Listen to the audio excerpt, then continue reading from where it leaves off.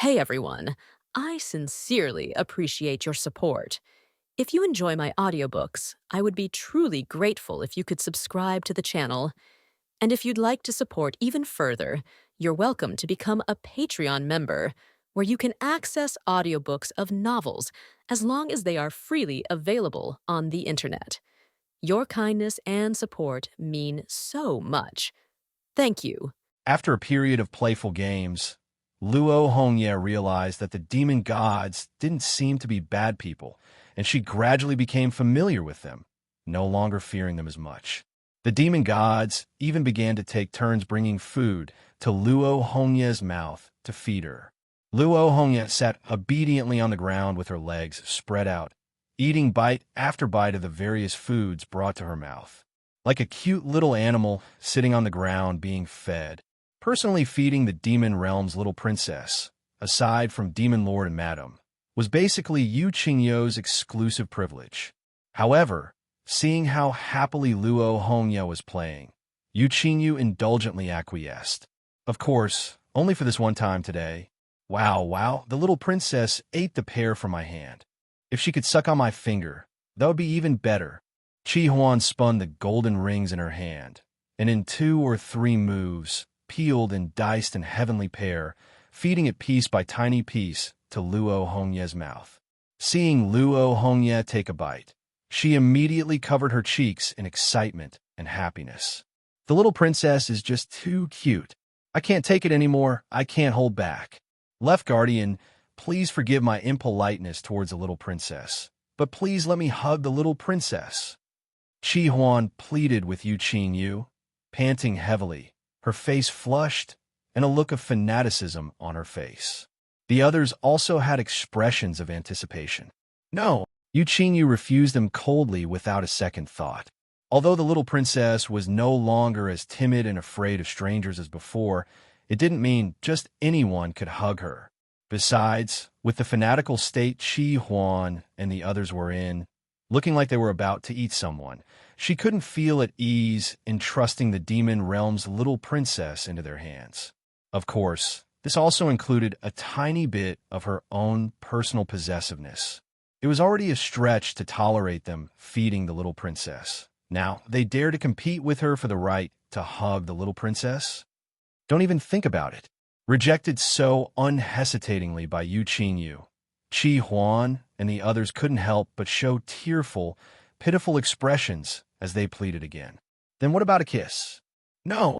Then what about poking the little princess's cheek? No. Left Guardian, you're selfish. We demand the equal right to dote on the little princess.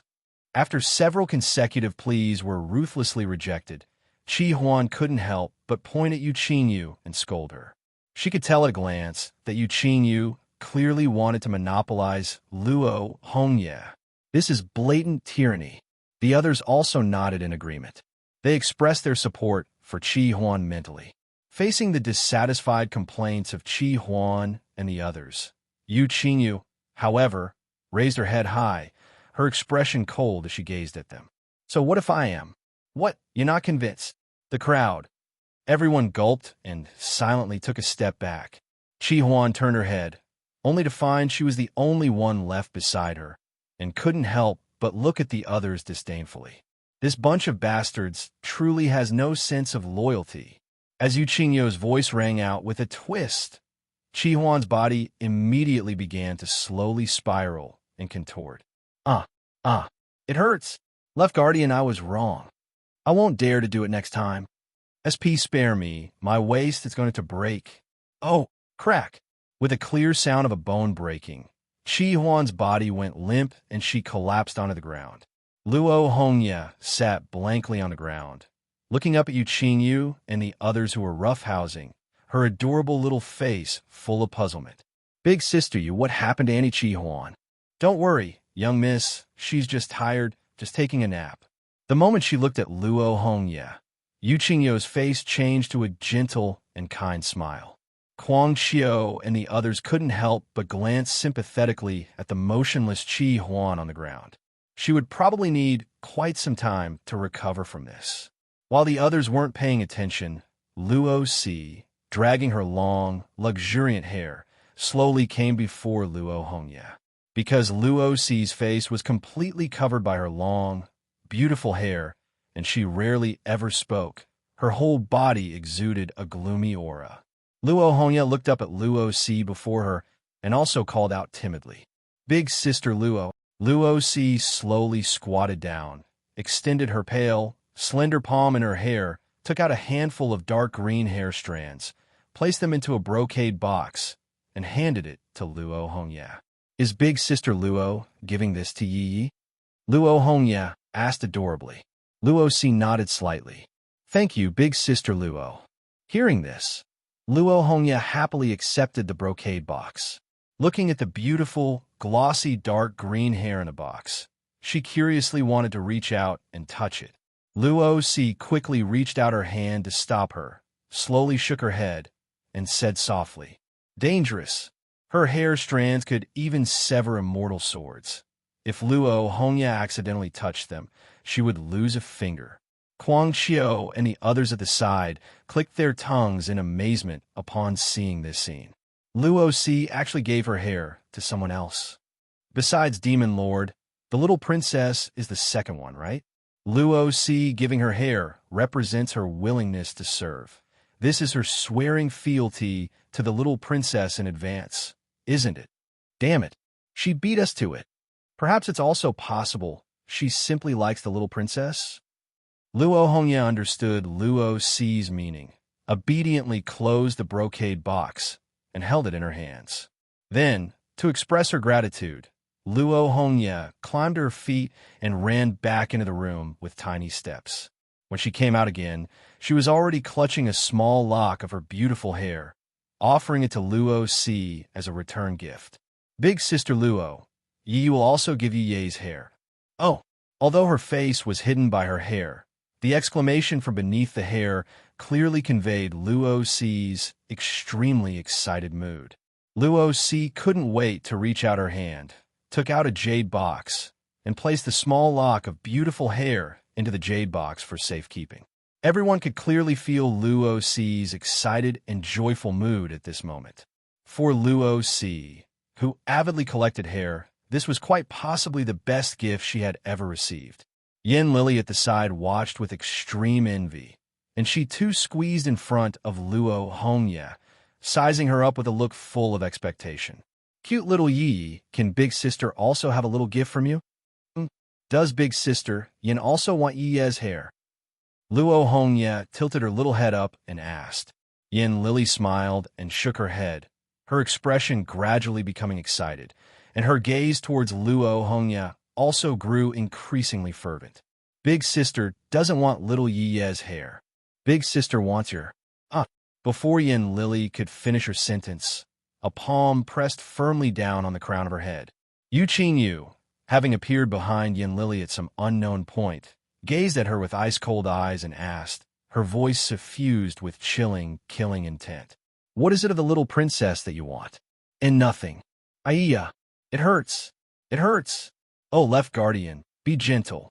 Feeling her skull gradually fracturing, Yin Lily's face showed an expression of both enjoyment and pain. Seeing this, the Yi Tianxia members couldn't help but slowly shake their heads. That Yin Lily fellow really? Coveting Demon Lord's skull was one thing, but now she even dares to covet the little princesses. And right in front of the left guardian, too. She truly brought this upon herself. Later, we can dig an extra pit and bury her together with Qi Huan. In the courtyard, inside the bedchamber, Luo Ruiying sat quietly on the edge of the bed, her beautiful eyes fixed intently on Ning Yechen before her.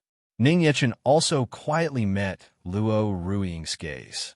The two of them faced each other, their eyes meeting, both silent, and the room was filled with a subtle atmosphere. Ning Yechen's peripheral vision caught sight of the washboard that had been sent flying into the corner that night. Under Luo Ruiying's puzzled gaze, he slowly bent down, picked up the washboard, placed it in front of him, and obediently knelt on it. "Husband, what? What are you doing?" Luo Ruiying asked, puzzled. "Didn't my wife say that in the mortal realm, when a husband makes a mistake, he has to kneel on a washboard?" This husband is apologizing to my wife, Ning Yechen said with a sincere and serious expression. Luo Ruiying was stunned for a moment, then couldn't help but be amused by Ning Yechen's serious demeanor and burst into laughter. Seeing Luo Ruiying laugh, the worry in Ning Yechen's heart eased, and a delighted smile couldn't help but appear on his face. It seems like my wife isn't very angry. Husband, you are the supreme and noble demon lord. Doing this is truly beneath your status. Demon Lord Cr. Luo Ruiying, realizing her lapse in composure, quickly covered her mouth, then deliberately put on a stern face, her beautiful eyes gazing at him as she said faintly. When she uttered the 4 words Demon Lord Sir, she deliberately enunciated each syllable, her words filled with playful resentment and dissatisfaction, just like an angry, haughty, and deliberately sarcastic little girlfriend. Ning Yechen was also truly surprised. He hadn't expected his wife to have this side to her. My wife, you are mistaken there. This husband is the Demon Lord, and even more so, your husband. Ning Yechen flashed to Luo Ruiying's side and sat down, his hand grasping her slender, smooth, jade-like hand, his clear, profound eyes gazing intently at her. Suddenly appearing by her side, Luo Ruiying was startled, her heart thumping, and a blush couldn't help but creep onto her cheeks. She quickly averted her head, looking away. Her heartstrings seemed to have been gently plucked, sending ripples through them. Ning Yechen also hadn't expected Luo Ruiying to become shy so easily. My wife is truly as shy and adorable as ever. My dear, this husband not telling you about my demon clan identity was my fault. This husband apologizes to you. Are you still angry with me? Ning Yechen leaned closer from her side, approaching Luo Ruiying's beautiful face, and asked softly. Luo Ruiying's crimson, beautiful eyes glanced sideways at him. She let out a soft breath, then turned her head to look directly at Ning Yechen and said calmly, Actually, I had already guessed your demon clan identity, husband. Is that so? Degree. Ning Yechen's eyes widened in surprise. Wife, what did you find out about my identity? Just 2 days ago, Luo Ruiying replied. 2 days ago. Ning Yechen's expression became thoughtful as he carefully and seriously recalled. 2 days ago was precisely when their child had the accident, and he had retrieved the celestial spirit sap and the demonic energy crystals from the heavenly and demon realms. In other words, the abnormality of celestial spirit and demonic spirit coexisting in one body within Luo Hongye had actually been noticed by Luo Ruiying. It was just that she deliberately didn't mention it. So, the reason she made him sleep on the floor that night 2 days ago, and why she had been somewhat deliberately distant these past 2 days, was actually because she had already discovered his identity. It wasn't at all because he came back late from being out that night. Ning Yechen suddenly had an epiphany. Luo Ruiying frowned lightly, her cherry lips parting slightly as she began to question him. Husband, you didn't go to any pharmacy in the city that night at all, did you? No. The Jiang family's disappearance was also your doing, husband? Yes. The mysterious person who rescued me in the mountain forest that day was also you, husband, wasn't it? Recalling the day she had spent with Ning Yechen, Luo Ruiying realized with hindsight, feeling greatly that she had misjudged. How could she only have guessed Ning Yechen's identity now? Clearly, from the very beginning, this fellow had been very suspicious. At first, she didn't know the small wooden house was in the demonic beast forest. She thought it was just an ordinary forest. Only later did she learn that it was the demon beast forest where demonic beasts gathered, yet she forgot to suspect his identity. Thinking about it now, how could a mere mortal live alone in seclusion deep within the demon beast forest, which is full of demonic beasts? The person who rescued her in the forest that day, and who subconsciously reached out to touch her, was clearly him. Seeing that Luo Ruiying had already guessed everything, Ning Yechen could only give an embarrassed smile and honestly admit, it was this husband. After hearing Ning Yechen admit it with her own ears, Luo Ruing's beautiful brows knitted tightly, and she asked, "So, why did you have to hide it from me? My wife is the Empress of the heavenly realm, and this husband is of the demon clan. Since ancient times, immortals and demons have been irreconcilable. This husband was worried that after my identity was exposed, I would be beaten to death by my wife. How's that for a reason?" Ning Yechen explained with a smile on his face. "You, in your eyes, am I that kind of person? Besides, how could I possibly defeat you?"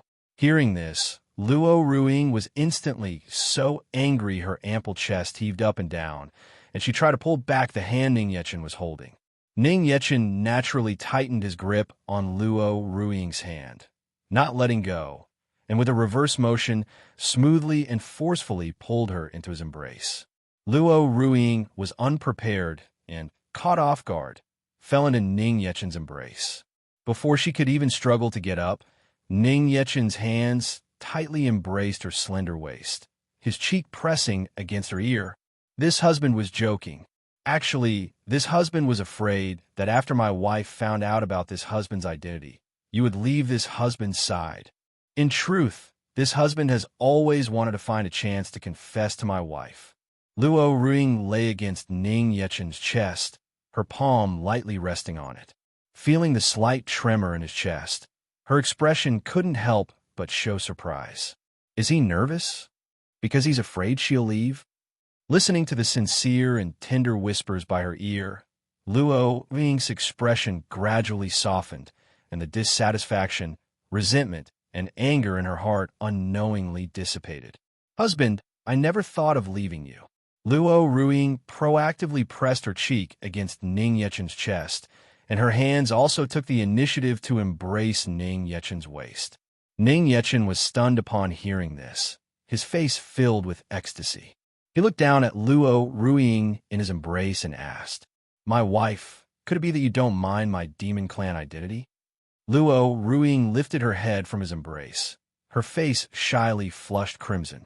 She gave Ning Yechen an exceptionally charming and coquettish glance, then buried her head in his chest again and muttered softly, "Didn't husband say it before? Although you are the demon clan, you are also my husband. If I'm minded, I would have taken the child and left 2 days ago." Although the immortal and demon clans have been irreconcilable since ancient times, she wasn't oblivious to the little things from spending this period of time with Ning Yechen. Although he is of the demon clan, his love for her and their child is genuine, and he has never harmed her or the child. In that case, even if it's the identity of the demon clan, what does it matter? She had originally planned to give up her immortal identity to be with Ning Yechen. Whether he was immortal or of the demon clan, she didn't mind. Besides, on New Year's Eve, under the dazzling fireworks, she had already agreed, promising to accompany him for the rest of her life. After learning of Ning Yechen's demon clan identity, she was indeed a little angry. But what she was angry about wasn't his demon clan identity, but why he had to deliberately hide it from her. It always made her feel as if she wasn't trusted. This was the real reason she was angry. "My wife." Hearing Luo Ruing's words, Ning Yechen's heart throbbed incessantly. His hands embraced Luo Ruing's delicate and slender form even more tightly, his eyes reflecting that breathtakingly beautiful face which was intoxicating and bewitching. He perhaps understood now why he was so deeply infatuated with and in love with Luo Ruing. His wife was truly gentle and charming. Only at this moment did Ning Yechen realize that he had worried too much. That scene he had witnessed in the abyssal well, the things he had worried about, were simply impossible to happen. Even if she learned of his identity as the Demon Lord, his wife would not become his enemy. He should have thought of it sooner. Luo Ruing's heart pounded, her beautiful eyes also gazing at Ning Yechen, her cheeks already flushed crimson. As Ning Yechen leaned down, his handsome face gradually drawing closer, Luo Ruing's heart grew extremely nervous, but she showed no resistance, slowly closing her eyes. Their red lips touched. They embraced tightly, their red tongues intertwining and lingering. Luo Ruiying felt both nervous and shy, until she gradually became intoxicated by it, and the nervousness in her heart also gradually disappeared. All that remained was the intoxicating and lingering intimacy between the two of them. After an unknown amount of time, their red lips reluctantly parted, and they gazed deeply at each other. Luo Ruiying had rosy cheeks like peach blossoms, her charming eyes hazy and captivating.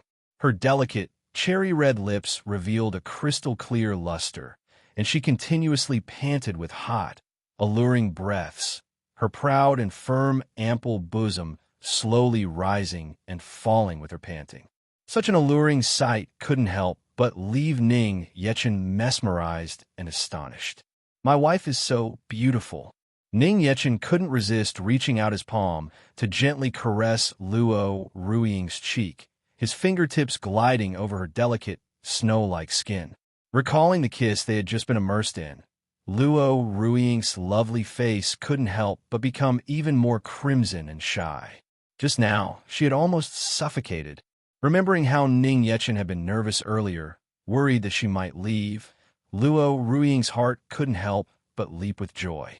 She tilted back her snow-white, jade-like neck, looked at Ning Yechen, and called out softly, "Husband." Ning Yechen let out a questioning sound.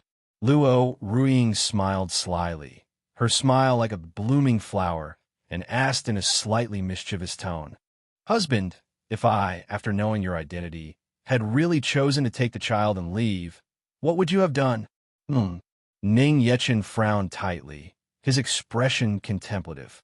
Then, suddenly, his brows relaxed, and a roguishly charming smile appeared as he said in an unquestionable and domineering tone, "If my wife were to take the child and leave, this husband would definitely bring my wife and the child back.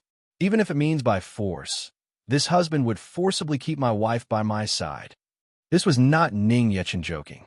If such a situation truly arose, he would definitely keep Luo Ruiying and Luo Hongye by his side. "Humph. So, husband, was this your original intention?" Hearing this, Luo Ruiying's beautiful brows furrowed slightly, and she pouted, glaring at Ning Yechen with dissatisfaction.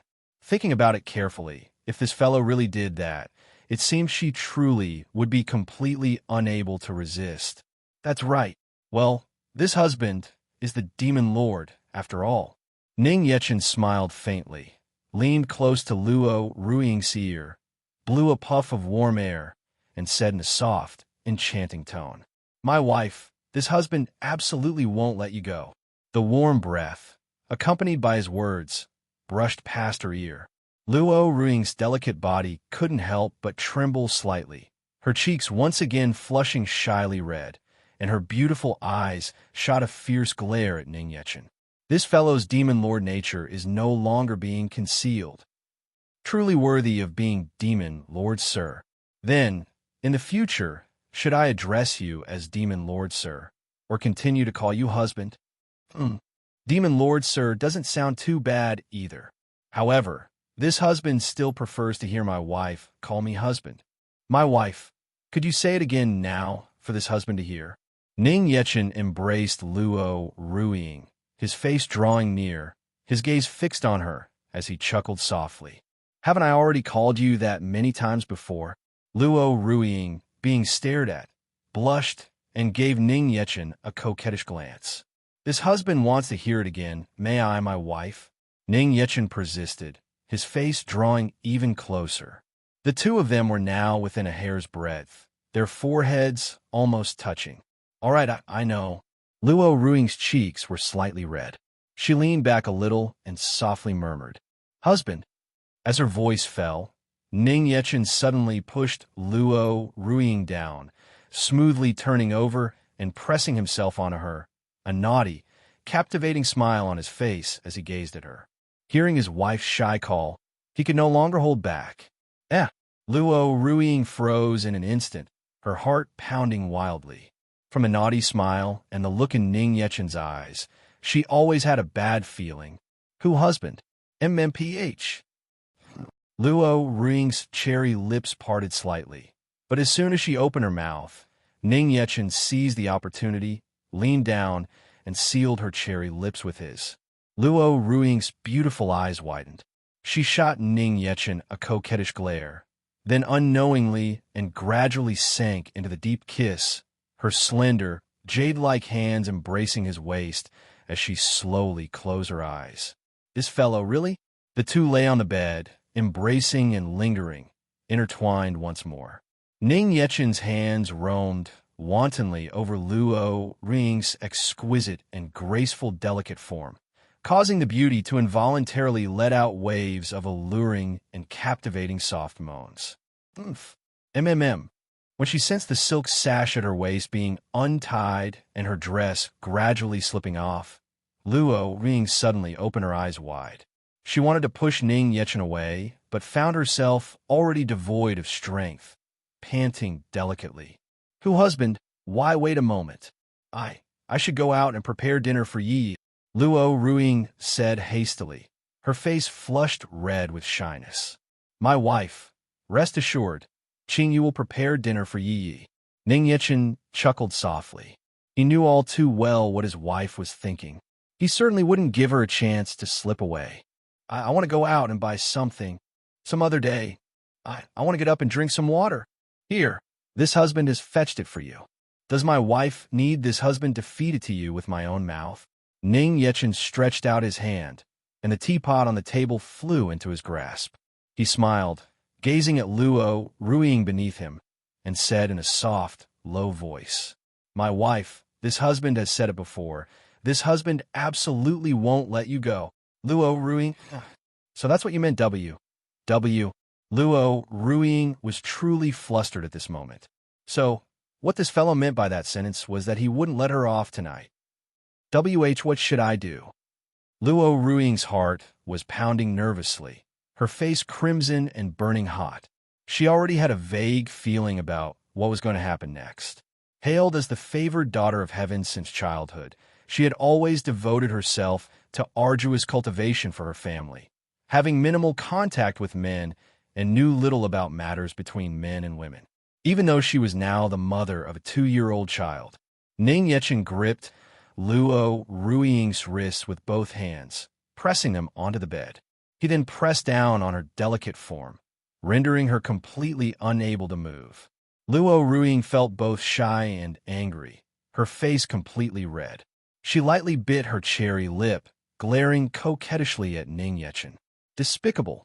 How can this fellow be so domineering and unreasonable? Indeed, is this the true nature of this fellow, the demon lord? Gazing at Luo Ruiying's shy and angry appearance, Ning Yechen felt a sense of deep satisfaction in his heart. Even when his wife was angry, she was still so adorable and charming. Given that Luo Ruiying hadn't answered just now whether she needed him to feed her water with his own mouth, Ning Yechen took it as her tacit agreement. Ning Yechen temporarily released Luo Ruiying's hands. After raising the teapot and taking a mouthful of water, he leaned down and fed it into her mouth. Luo Ruiying initially clenched her teeth to show her dissatisfaction, but in no time, her teeth were pried open and the sweet spring water, along with his red tongue, surged into her mouth. A little clear water overflowed from the corner of her mouth, slowly trickling down her cheek. The two passionately embraced and kissed, pieces of clothing falling one by one beneath the bed. By the time their red lips parted again, an unknown amount of time had passed. Luo Ruiying's dress had long since slipped beneath the bed. On her upper body, only a close-fitting doo-doo remained, half concealing and half revealing. Every inch of skin on her delicate form was as snow-white and smooth as congealed fat. The thin doo-doo was completely unable to conceal her graceful, delicate form.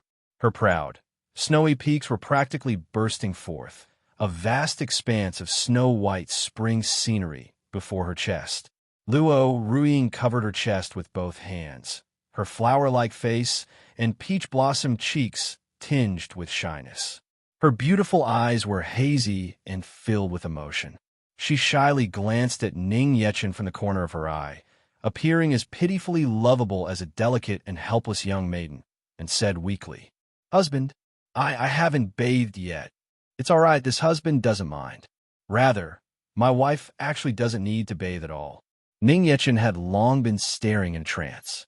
He couldn't help but reach out, lift a lock of Luo Ruiying's beautiful hair, and gently sniff it, then left a light kiss on her hair. Whether it was this lock of beautiful hair in his hand or Luo Ruiying's almost naked, delicate form, both exuded a faint, soul-pleasing, subtle fragrance. From the very beginning when they first shared a bed, Ning Yechen had fallen asleep every night smelling this faint, subtle fragrance.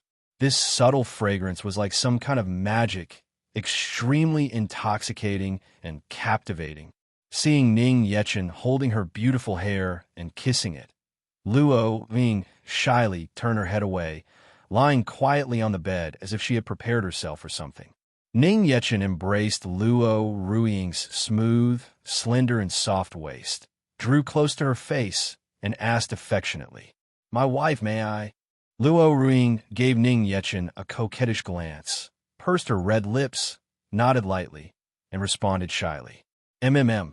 The moment Luo Ruiying nodded in response, Ning Yechen could wait no longer and leaned down to kiss her crystal-clear, alluring cherry lips. He had waited a long time for this moment, for her to personally agree. "Humph, husband." Luo Ruiying wrapped her arms around Ning Yechen's nape, shyly yet affectionately responding to his deep kiss.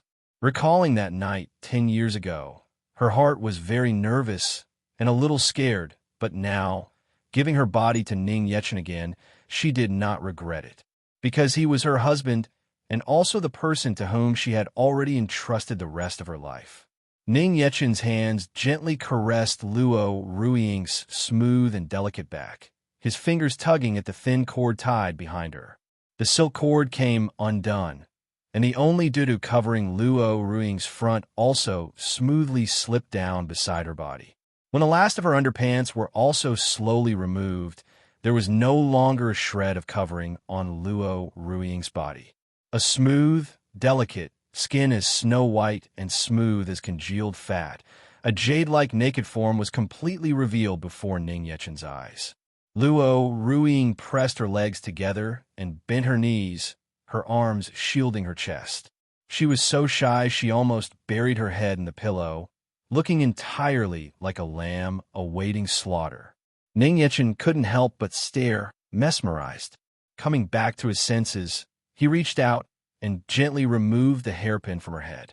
Her 3,000 jet black, beautiful, ink-like locks cascaded like a waterfall beside the pillow.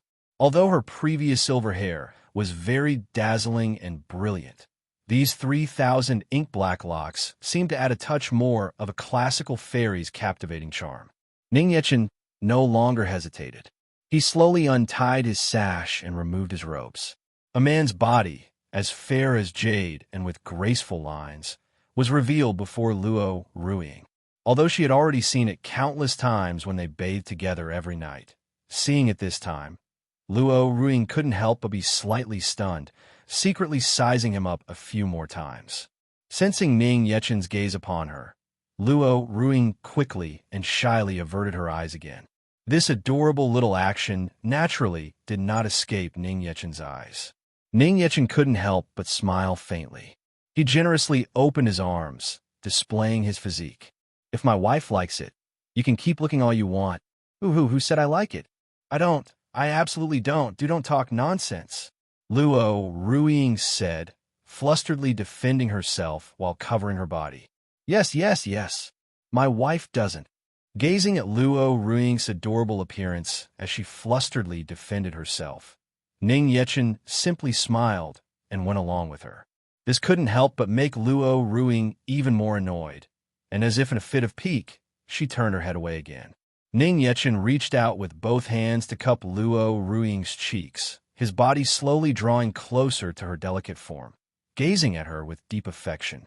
Luo Ruiying hesitated for a moment, then loosened the arms shielding her chest, took the initiative to embrace Ning Yechen's nape, and tilted back her snow-white, swan-like jade neck to kiss Ning Yechen.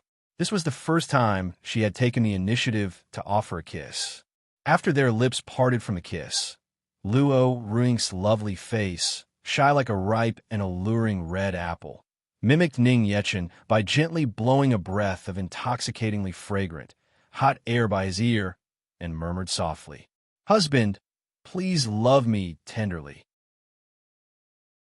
That night 10 years ago, she had completely lost her senses under the influence of that aphrodisiac poison. She actually didn't have much impression of what specifically happened over those 3 days and 3 nights. Only afterwards did she gradually recall the madness of those 3 days and 3 nights, and her body ached so much she could barely walk normally, to the extent that her heart had always been filled with fear regarding the act of intimacy. Now, offering her love and body again, she had also mustered a great deal of courage in her heart. The beauty had given her heart so completely. How could he fail her? Ning Yechen held Luo Ruing's slender, willow-like waist with one hand, while gently caressing her cheek with the other. Whenever his fingertips gently caressed every inch of her skin, Luo Ruing's delicate form couldn't help but tremble slightly, her delicate body tensing up. This little lass was clearly so sensitive and nervous, yet she still had to force herself to appear calm. Ning Yechen smiled dotingly, and his heart couldn't help but feel even more tender love and affection for her. Under the deep kisses and affectionate caresses, Luo Ruing unknowingly and gradually became immersed, her beautiful eyes hazy and filled with emotion, and her tense, delicate form also slowly relaxed. Her nervous and uneasy state of mind dissipated along with the deep feelings of love and desire. Under a deep kiss, their bodies became tightly connected. Before long, waves of charming cries like the singing of orioles and dancing of swallows echoed within the bedchamber. The dragon and phoenix harmonized, their lingering sounds like curling smoke, melodious and unending, like celestial music in the mortal world. Outside the courtyard, after getting tired from playing with Yi Tianxin and the others, Luo Hongye was held in Yu Qingyo's arms, obediently waiting for Ning Yechen and Luo Ruing to return. Luo Hongye's big, cute eyes kept staring in the direction of the back courtyard. However, after waiting for a long time, she still hadn't seen anyone return from the back courtyard. "Sister Yu, why haven't Daddy and Mommy come back yet?"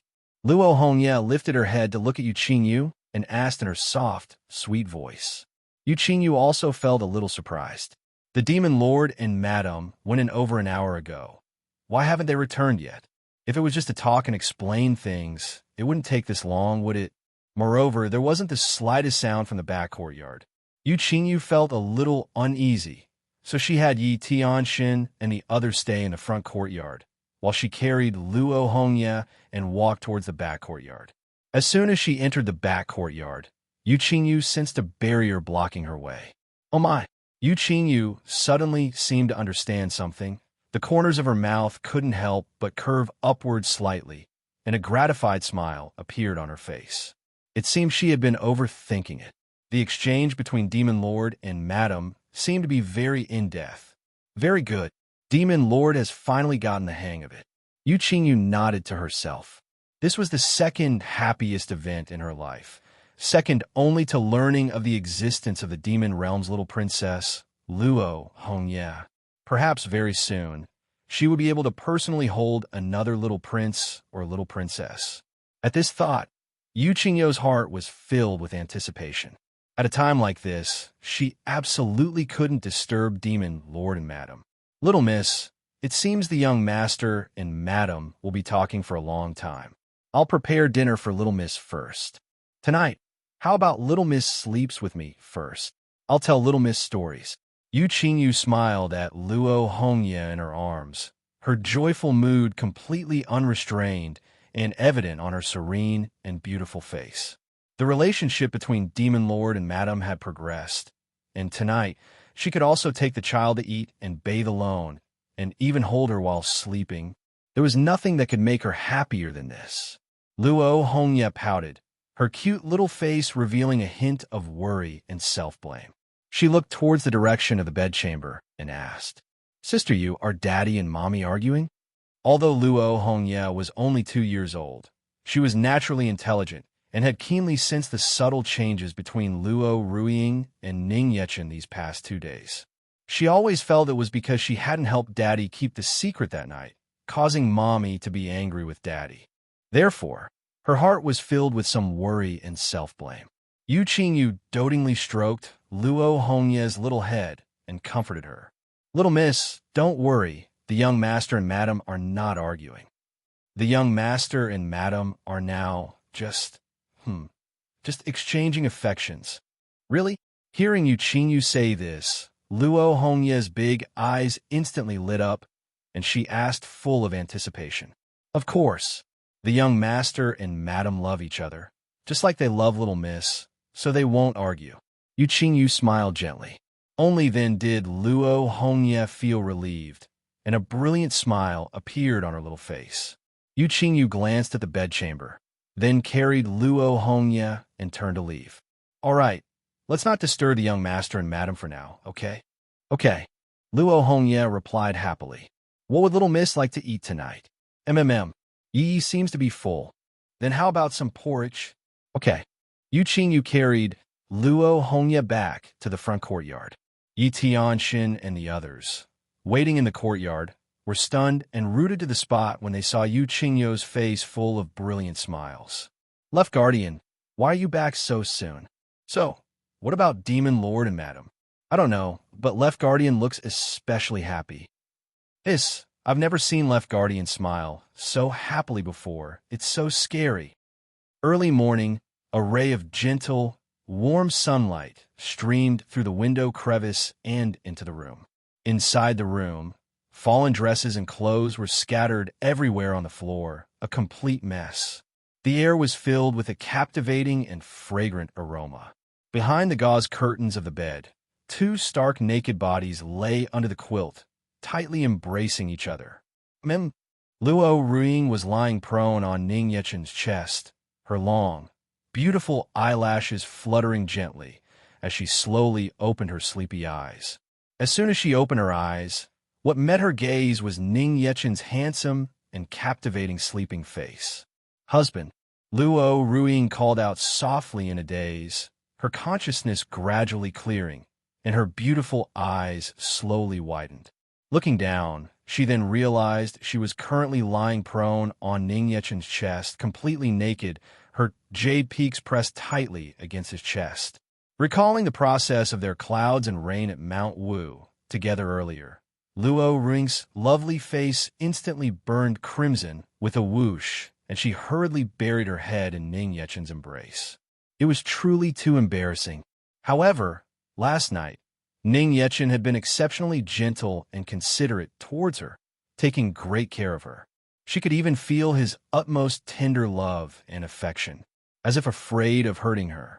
Although it still hurt a little, it wasn't as painful as last time.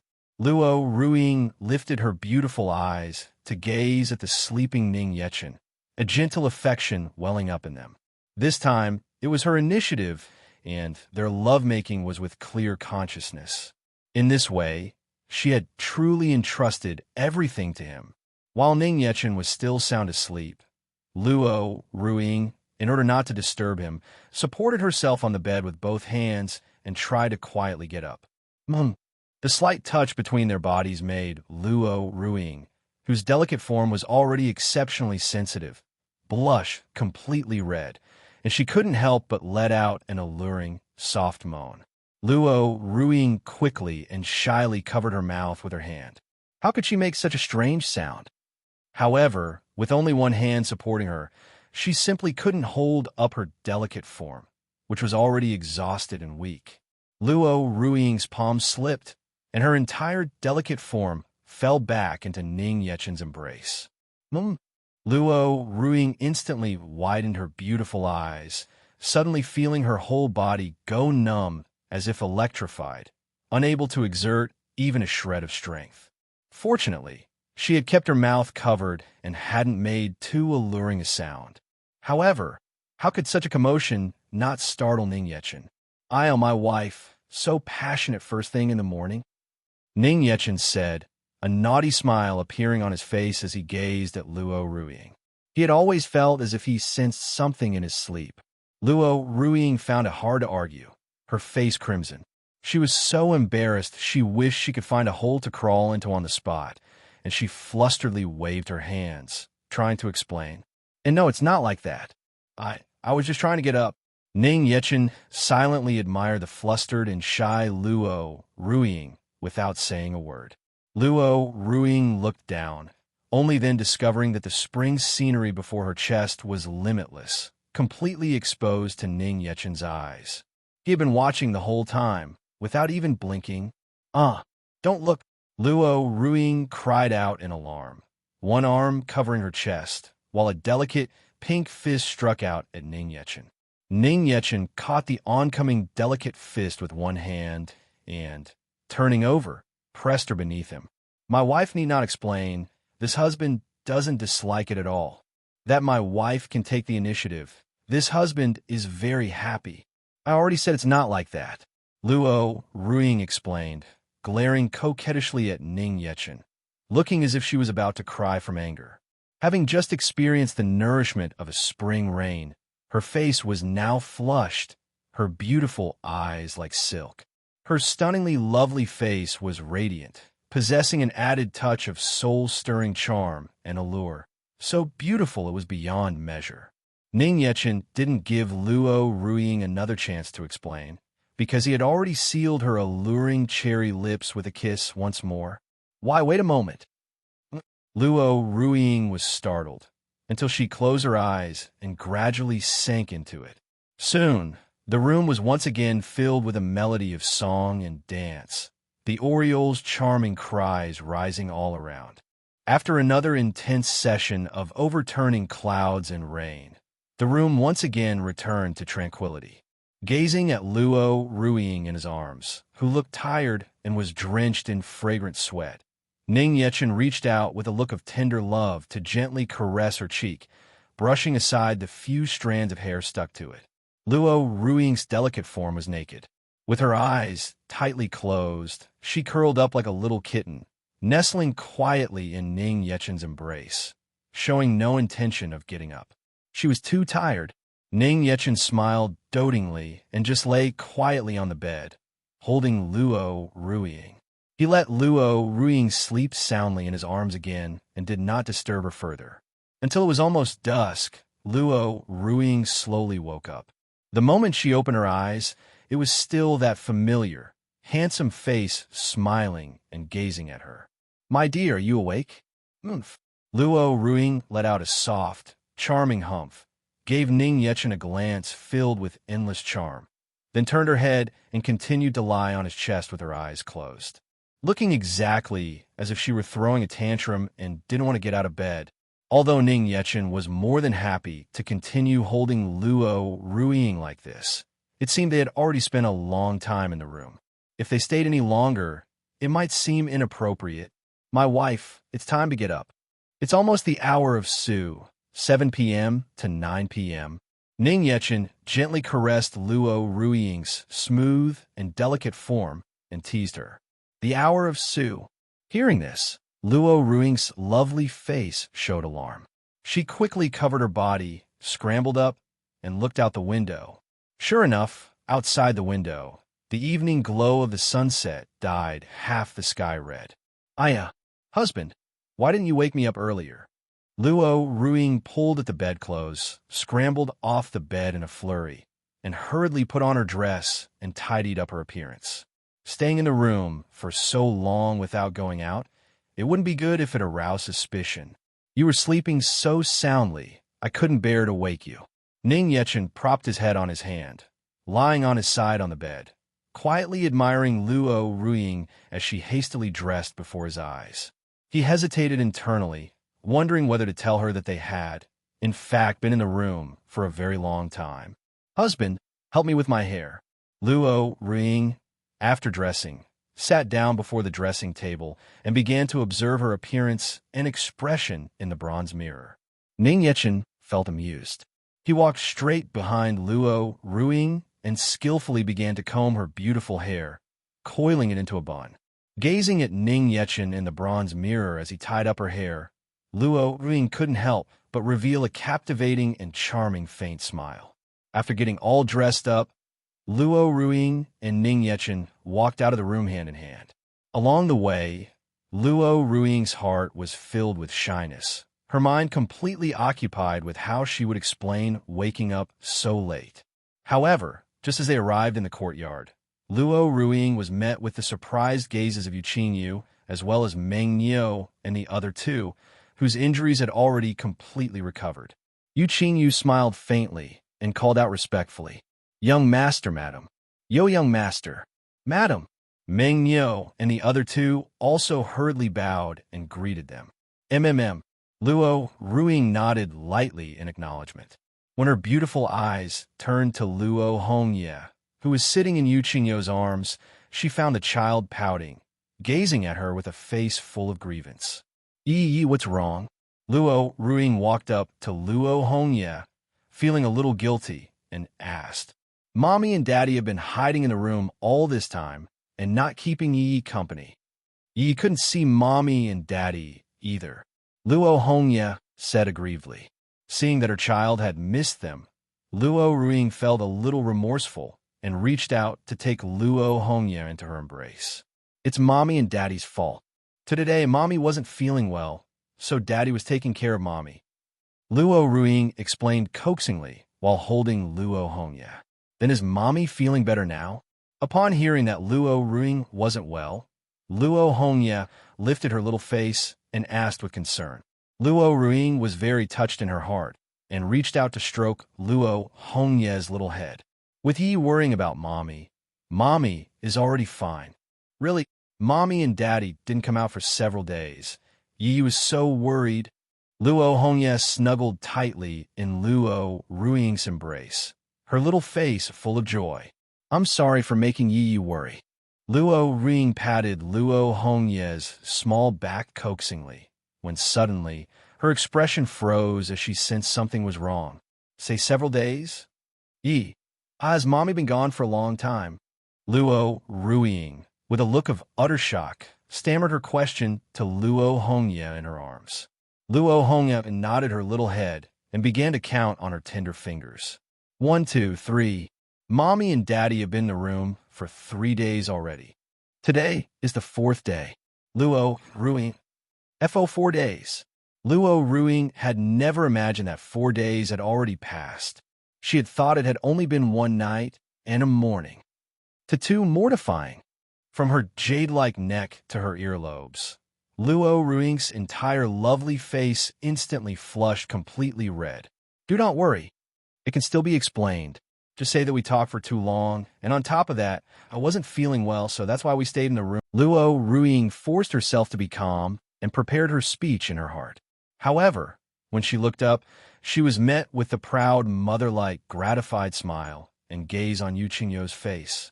"The young master and madam have worked hard. I'll go make some soup for you to replenish your bodies." After leaving these words, Yu Qingyu slowly got up and walked towards the kitchen. As she was leaving, she gave Luo Ruiying another look with that meaningful, gratified smile. Luo Ruiying, hasn't she completely guessed it already? "It's over. I can't stay in this household anymore." Luo Ruiying shyly covered her cheeks, turned around with a face full of bashfulness, and glared fiercely at Ning Yechen. "It's all this guy's fault. It had clearly been 4 days, and he didn't even tell her." Ning Yechen smiled faintly and spread his hands innocently. This wasn't his fault. He also only knew that a long time had passed, but not exactly how long. Ning Yechen's gaze turned to Meng Niu and the other two, and he asked with a faint smile, "How are your injuries?" He had heard that in the Nanli Academy, Meng Niu and the other two had risked their lives to protect Luo Hongye. Therefore, Ning Yechen's tone towards Meng Niu and the other two was also much gentler. It was just that being suddenly treated so gently, the three of them shivered all over and suddenly felt very unaccustomed to it. "Thank you for your concern, young master. Lady Yu has already treated us. We are already fine," Kaisei replied, her heart trembling with fear. These past few days, they had been constantly worried that Ning Yechen would blame them for failing to protect the little princess. Fortunately, their worries were completely unnecessary. Ning Yechen had no intention of blaming them at all. Instead, he opened his mouth to praise them. That's good. You all did a good job this time. Did the Lord actually praise them? Meng Nio and the other two were stunned on the spot and couldn't help but shed tears of emotion right there. So touching, to think they could actually receive the Lord's praise. Ning Yechen and Luo Ruiying stared at Meng Nio and the other two with a look of bewilderment. Why did they suddenly start crying? At the dining table, Luo Ruiying and Ning Yechen sat down together, the family gathering around the table for a meal together after a long time. Yu Qingyu had specially prepared a whole table of sumptuous delicacies and had even gone to the trouble of brewing a pot of rich, fragrant, immortal chicken soup, which she served in front of Luo Ruiying. Madam, this is a broth made from a Kuanping immortal chicken. It's very good for nourishing the body. You must drink a little more. Thank you. We've really troubled you. Luo Ruiying gazed at the large pot of broth before her, filled with all kinds of highly nourishing immortal herbs and brewed with the immortal chicken, and couldn't help but blush slightly. Yu Qingyu had spent several hours brewing this specially for her. She couldn't very well refuse, so she could only lower her head in gratitude. Come, my dear. Ning Yechen, sitting beside Luo Ruiying, proactively ladled a spoonful of soup and brought it to Luo Ruiying's lips. In front of everyone, Luo Ruiying was a little embarrassed, but she couldn't withstand Ning Yechen, who kept smiling and holding the spoon up while gazing at her. It was clear he was determined to feed her personally. She wasn't a child. Luo Ruiying hesitated for a moment, then had no choice but to reluctantly tuck a few strands of hair from her cheek behind her ear, part her cherry lips slightly, and drink the chicken soup. Yi wants some too. Luo Hongya, sitting in Luo Ruiying's lap, also did her best to stretch her neck and open her little mouth. Ning Yechen dotingly ladled another spoonful of soup. He first brought it to his own lips to blow it cool before delivering it into Luo Hongya's mouth. Yi, is it good? It's delicious. Luo Hongya squinted her eyes and smiled innocently. A little bit of soup slowly trickled from the corner of her mouth. Luo Ruiying took out a handkerchief and gently wiped the corner of Luo Hongya's mouth. Yu Qingyu sat to the side, not needing to eat anything, just holding a cup of tea and quietly watching this scene, a faint smile constantly on her face. Meng Nio and the other two, however, were focused on burying their heads and stuffing themselves with food, now that they no longer needed to disguise their identities. The food Yu Qingyu had prepared on the table was by no means made from ordinary ingredients. It was all made from celestial herbs of heaven and earth and various immortal birds and divine beasts. The demonic beasts were naturally able to absorb more spiritual energy from celestial herbs or other demonic and immortal beasts to nourish their bodies. These delicacies were too suitable for them, since it was rare for Meng Nio and the other two to have performed so well before. Yu Qingyu had also given them special permission to indulge these past few days. She even fed them an extra certain amount of immortal beast meat every day. While taking care of the little princess and madam, raising 3 extra pets wasn't a big deal. Qingyu, has anything happened these past few days? After feeding Luo Hongya a few mouthfuls, Ning Yechen turned his head to look at Yu Qingyu and asked. Yu Qingyu put down her teacup and reported respectfully. Demon Lord, these past few days, Dean Xia of Nanli Academy came looking for you, saying he wanted to talk with you. Additionally, Miss Qi and Miss Su have also paid a visit. Besides that, many people from the city have successively sent many gifts, expressing that they were for you, Demon Lord. However, they were all unremarkable things, so I rejected them on your behalf. Hearing this, Ning Yechen's expression grew thoughtful for a moment. He could roughly guess why Xia Guo had specifically come looking for him. It was just that Su, Yi, and Qi Yuan still dared to come looking for him after knowing his identity as the Demon Lord, which was quite unexpected to him. Qingyu, you go and pay a visit to Dean Xia. Tell him not to worry. I have no intention of making a move against Nanli Capital. As for Miss Su and Miss Qi, have someone inform them to come over tomorrow. Before leaving Nanli Capital, let's see them one last time. Ning Yechen instructed Yu Qingyu. Yu Qingyu nodded lightly, accepting the order. She directly used sound transmission to send people to the Qi and Su families. Luo Ruing listened to the conversation between Ning Yechen and Yu Qingyu, then turned her head to look at Ning Yechen and asked, "Husband, are we leaving?" She knew that now that Ning Yechen's identity as the Demon Lord was exposed, it would naturally be impossible to continue living an ordinary life as before. It was just that she hadn't expected to leave here so soon, and she felt a little reluctant in her heart. Luo Hongya also lifted her little head, her small, cute face full of reluctance. "Daddy, are we moving house again? Yi just made new friends." "Yi, we're not moving house, we're going home. Daddy is going to take Yi and Mommy back to the home Daddy used to live in. In the future, if Yi misses this place, Daddy will bring Yi back to visit her friends anytime." Ning Yechen reached out and stroked Luo Hongya's smooth, round little head, comforting her. Seeing that his child had already made new friends and had become more lively and cheerful than before, he felt very gratified and happy. The purpose of having her join the Nanli Academy's preschool had also been achieved. The home Daddy used to live in.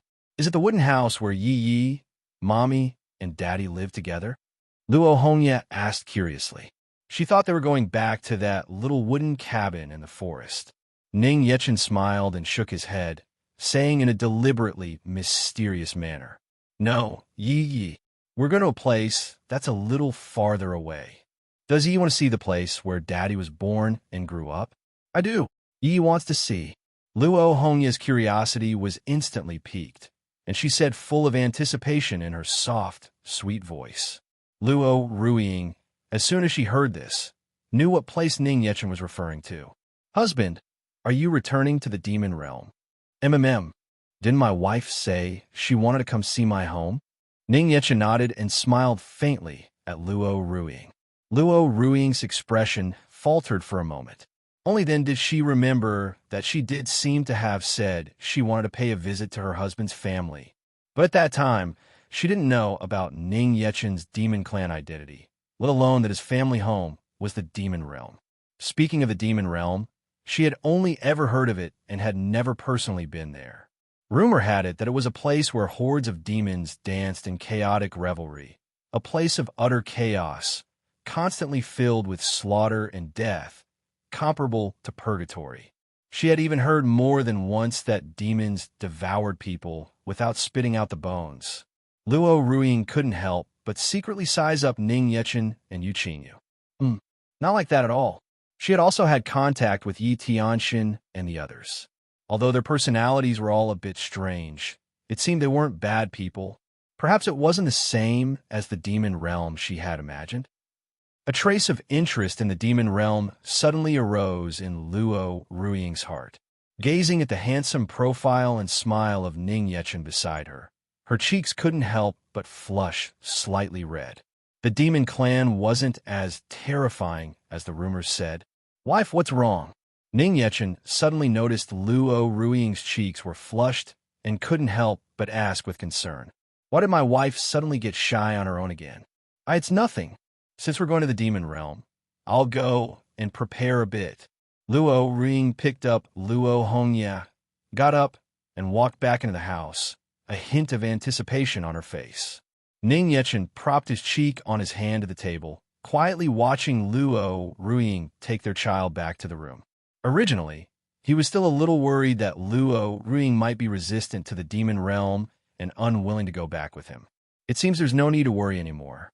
Late at night, Nanli Academy. Inside the dean's office, Xiaoguo sat at his desk with a long face, his brows tightly knitted, his expression contemplative. The battle between immortals and demons that took place in Nanli City a few days ago felt as unreal as a dream even now. But it was undeniable that it had indeed happened. He also finally understood why Luo Hongya possessed such heaven-defying cultivation talent. With Ning Yechen's status as the Demon Lord, coupled with Luo Ruiying's apparent status as a daughter of the heavenly realm, it was no wonder they could give birth to a child with such heaven-defying talent. Now, everyone in Nanli City knew of Ning Yechen's identity as the Demon Lord, and there was no one in the city who didn't fear him. They didn't even dare to approach that courtyard in the slightest. Every day, they were terrified, afraid that the other demons hidden throughout the city would suddenly attack them. Although no incidents of demons harming people had occurred these past few days, the fear of the demon clan was already deeply rooted in everyone's hearts. As the dean of Namli Academy, he was also completely helpless. Any random person from the demon clan could easily crush him to death. A few days ago, entrusted with the hopes of the masses, he had wanted to pay a personal visit to express his gratitude and, while at it, inquire whether the demon lord would continue to stay in Namli City. However, he was refused at the door and didn't even get a chance to see the demon lord. With his status, wanting to have an audience with the supreme ruler of the demon realm was indeed a bit of an overestimation of his own abilities. Now what was he to do? Sigh. Xiagua rubbed his brow and couldn't help but let out a light sigh. Dean, currently, all across the world, in every region and state, rumors are spreading that the demon lord has appeared in Namli City, that Namli City has been occupied by the demon clan, that the city has been reduced to a sea of fire and ruins, and that everyone has been killed. They have even started holding a memorial service for you. Linya, standing before Xiagua, reported the intelligence gathered from various parts of the southern state. Xiagua held his forehead, so angry he wanted to hit someone.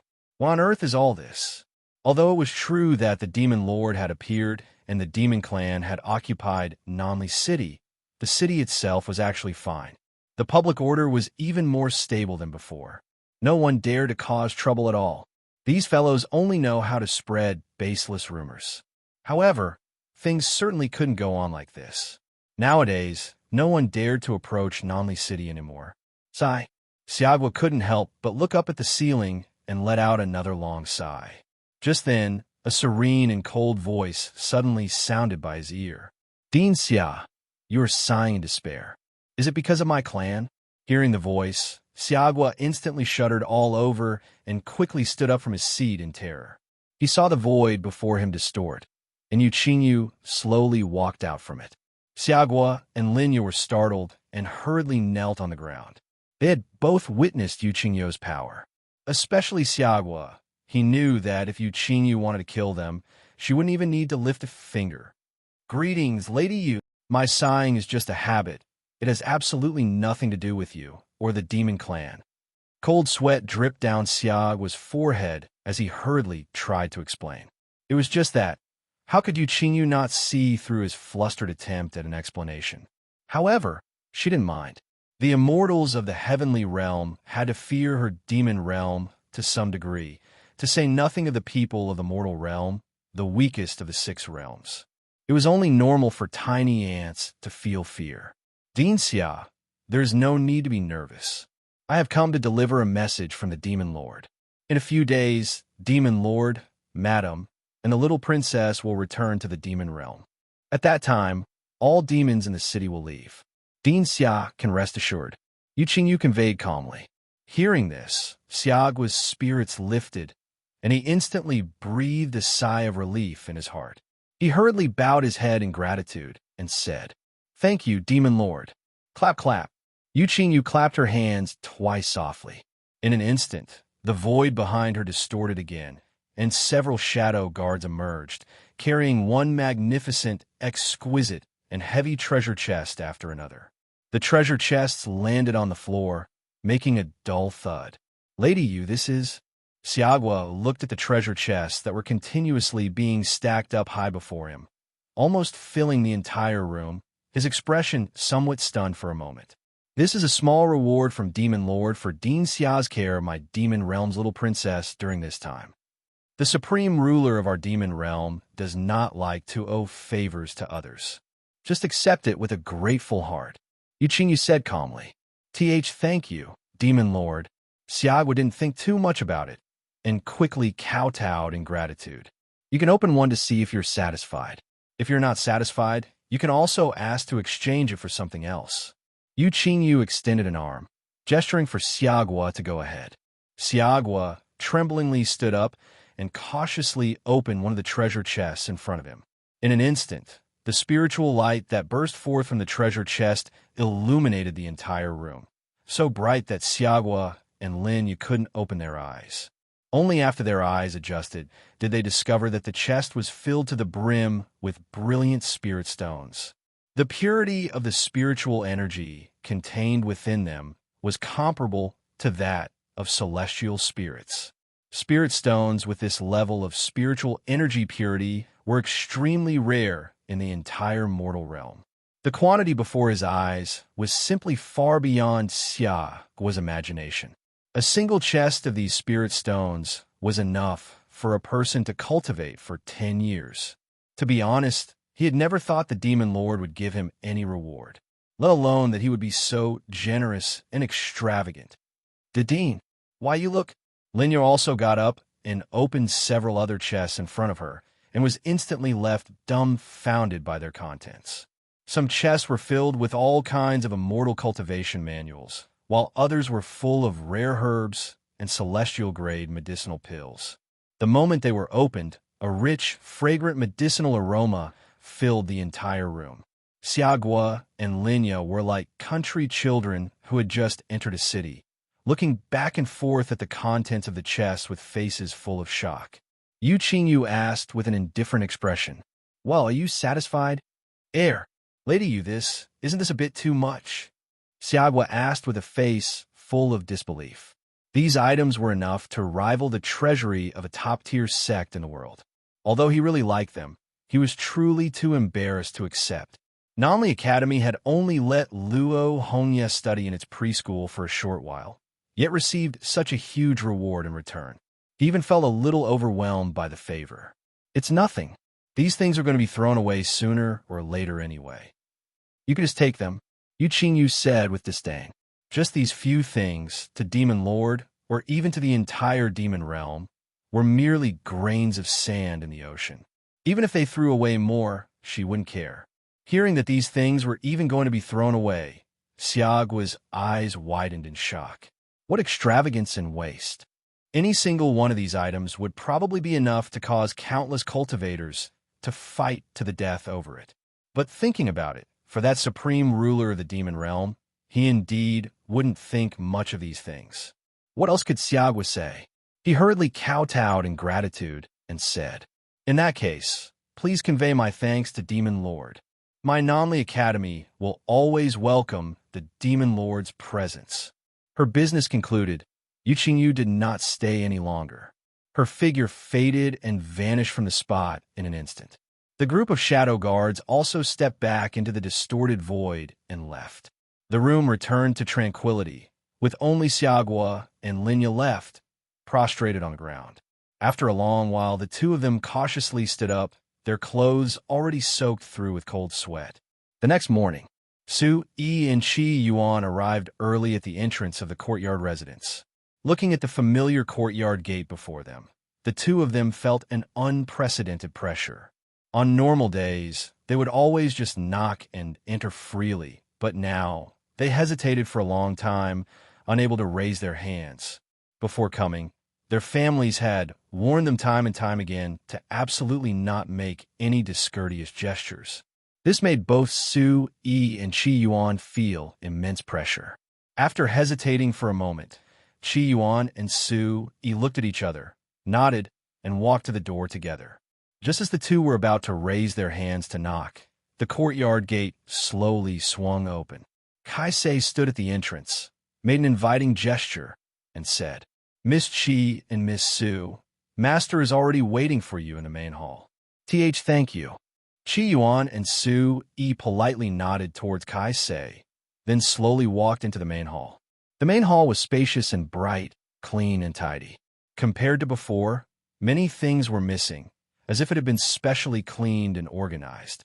Ning Yechen and Luo Ruiying were sitting in the main hall, happily amusing Luo Hongye, who was in their arms, while Yu Qingyu stood respectfully behind them. Upon seeing Su Yi and Qi Yuan arrive, Ning Yechen and Luo Ruiying both smiled faintly and took the initiative to greet them. "Miss Qi, Miss Su, Sister Luo, Big Broth, Senior Ning." Su Yi and Qi Yuan bowed in response. Out of habit, Qi Yuan almost blurted out her usual address for Ning Yechen.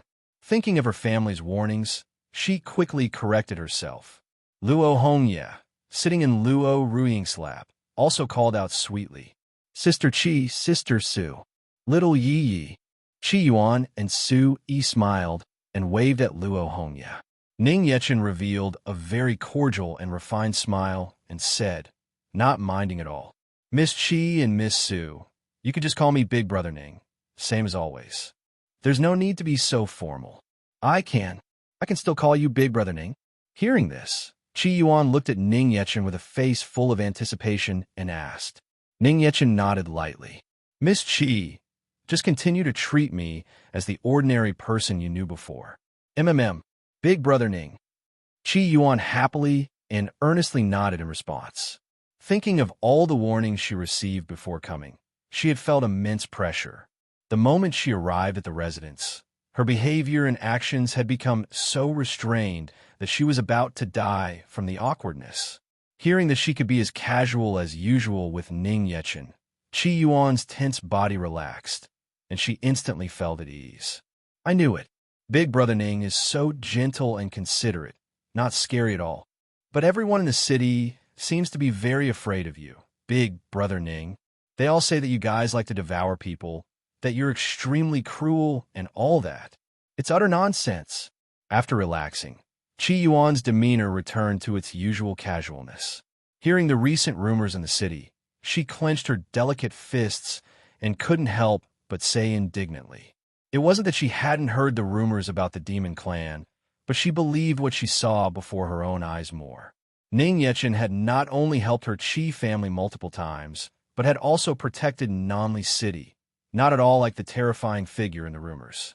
Ning Yechen didn't care at all about the gossip and rumors in the city.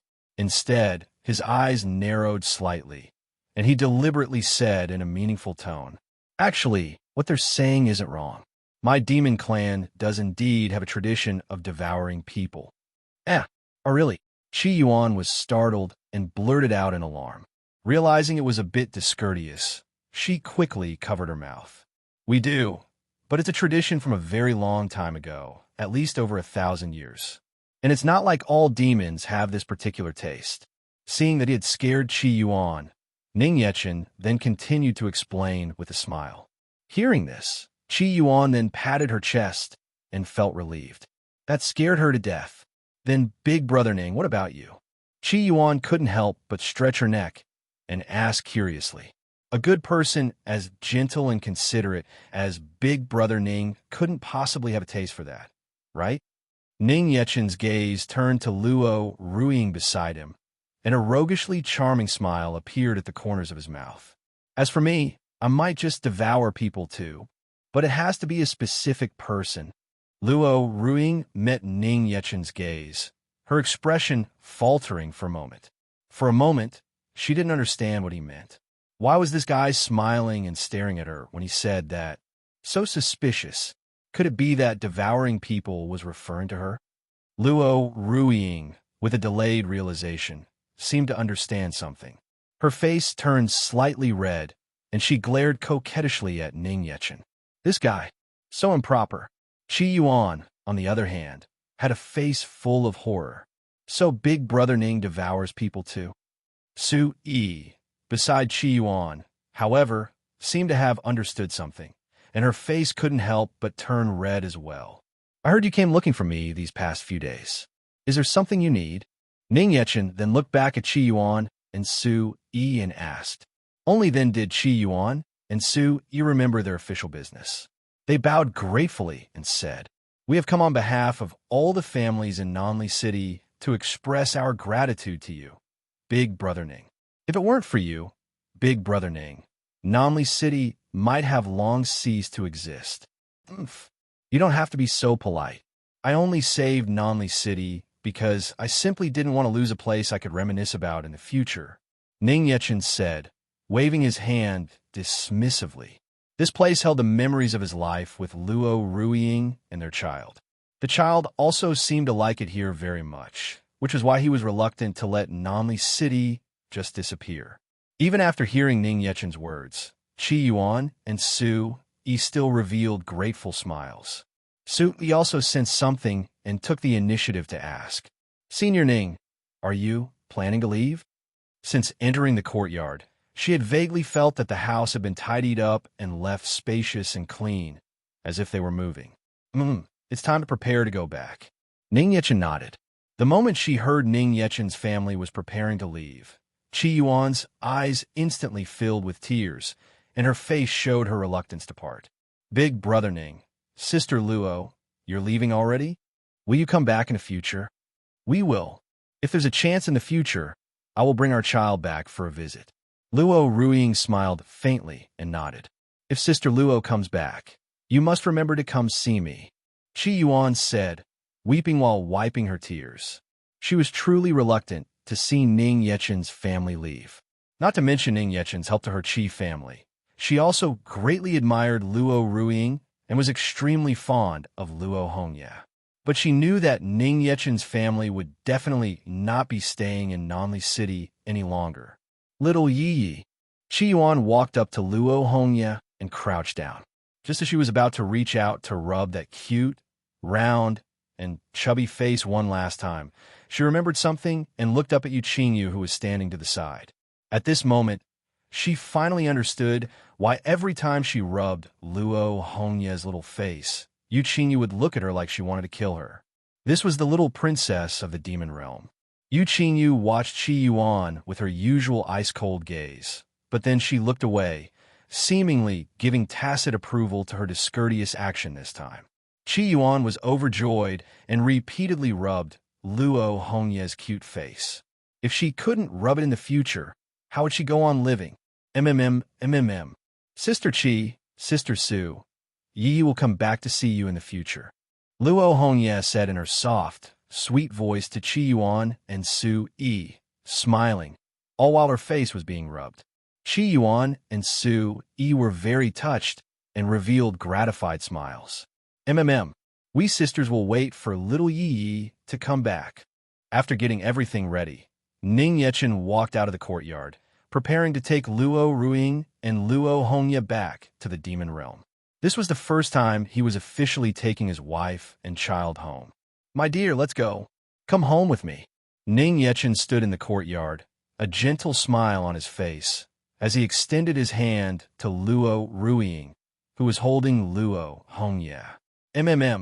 Luo Ruiying smiled faintly and readily placed her slender, jade-like hand into Ning Yechen's. Ning Yechen grasped Luo Ruiying's jade-like hand, lifted his head to the sky, and the shadow beneath his feet spread like a tide to the feet of Luo Ruiying and the three with Meng Niu. Meng Niu and the other two looked at the shadow beneath their feet with astonishment.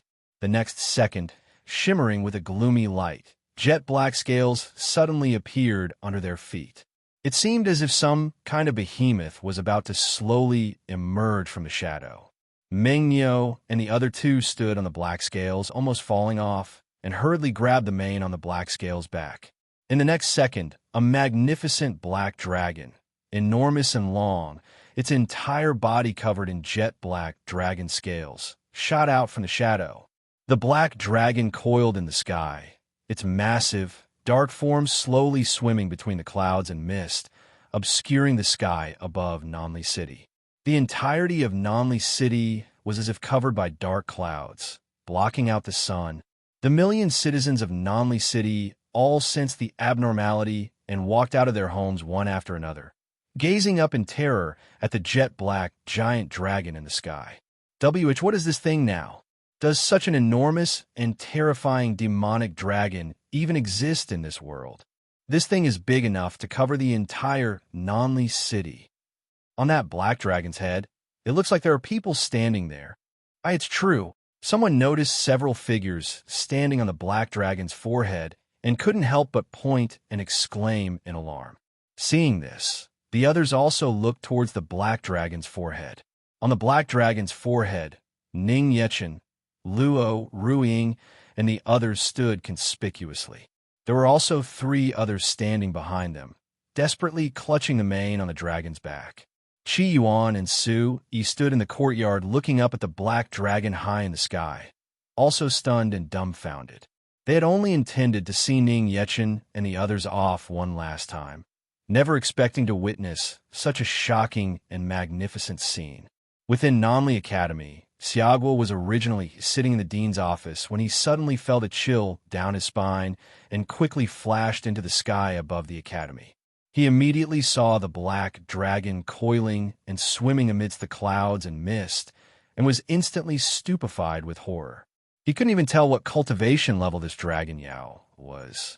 The other instructors of Namli Academy also rushed to Xiagua's side and asked tremblingly, "Dean, is this a demonic beast attacking the city?"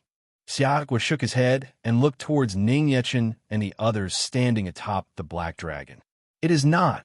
Rather, that demon lord is leaving." Standing on the black dragon's forehead, Luo Ruiying looked at the black dragon beneath her feet with a face full of astonishment, recognizing what it was at a glance. The void-wandering dragon, born from the demon realm. A void-wandering dragon has a cultivation level of at least the immortal king realm from birth.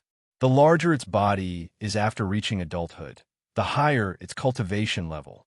This was also the first time she had ever seen such an enormous void-wandering dragon. This void-wandering dragon has probably already reached the immortal emperor cultivation level. The void-wandering dragon possesses an extremely special ability, able to freely roam and travel between the 6 realms, soaring through the void. The so-called ascension to the heavenly realm involves breaking through the shackles of the mortal realm's heavenly Tao cultivation, allowing one to shed their mortal form and become an immortal, directly reaching the ascension immortal gate and entering the heavenly realm. It could be said that the heavenly realm is directly above the mortal realm, belonging to a higher plane. But the demon realm is different. Except for the heavenly realm, all other realms exist on different dimensional planes. This also includes the demon realm. To travel to the demon realm and other realms, one often needs to break the void and step into a void rift. This is a very difficult and dangerous action. The void rifts are chaotic, filled everywhere with rift turbulence, and are extremely dangerous. The slightest carelessness could lead to being annihilated by the rift turbulence. Even with the ability to travel through the rift turbulence, it is very difficult to find the path to other realms within the void rifts, and one could end up eternally lost in the ethereal void. However, the void-wandering dragon can travel freely through the void turbulence and precisely find all the places it has been to before. In truth, even without summoning the void-wandering dragon, Ning Yechen could have easily taken Luo Ruiying and the others back to the demon realm. For the demon clan, returning to the demon realm is as simple as going home. It's impossible to not find the way. The reason he summoned the void-wandering dragon was mainly because the void-wandering dragon was not only fast, but also relatively stable. On the other hand, it was also to make his child happy. This world doesn't have merry-go-rounds, so letting the child ride a dragon for fun would have to do. Luo Hongye, nestled in Luo Ruiying's embrace, her big eyes full of novelty and curiosity, pointed at the void-wandering dragon beneath her feet and shouted joyfully, "Daddy, Mommy, what a big bug!" Ning Yechen dotingly stroked Luo Hongye's little head. "If Yi likes it, when Yi grows up, how about Daddy giving this big bug under his feet to Yi as a pet to play with?" "Okay, Yi wants to grow up quickly right now," Luo Hongye said, waving her hands excitedly. Ning Yechen smiled faintly, looked one last time at Qi Yuan and Su Yi in the courtyard, and said, "Miss Qi, Miss Su, we shall meet again. I like this courtyard very much. Keep it for me. Perhaps I will come back to visit in the future. You are always welcome to come back, big brother Ning and sister Luo." Qi Yuan cupped her hands around her mouth and shouted loudly towards Ning Yechen and the others in the sky. Luo Hongye also waved at Qi Yuan and Su Yi. "Sister Qi, Sister Su, bye-bye." Qi Yuan and Su Yi waved goodbye, full of reluctance. Roar. The void-wandering dragon let out a world-shaking roar that resounded throughout Nanli City, causing everyone's ears to ring and their legs to go numb and tremble. With one leap, the void-wandering dragon shot straight up into the heavens in an instant. Its enormous, long body was like a vertical pillar piercing through heaven and earth. On the dragon's back, Meng Niu and the other two desperately clung to the mane on its spine, terrified of being thrown off by accident. In the blink of an eye, Namli City became as small as an ant in the eyes of Ning Yechen and the others, and finally was completely submerged in the clouds and mist. Ning Yechen turned his head to look at the void before him, his expression hardening slightly. The void in front of him was suddenly pierced by a pair of giant demonic god hands.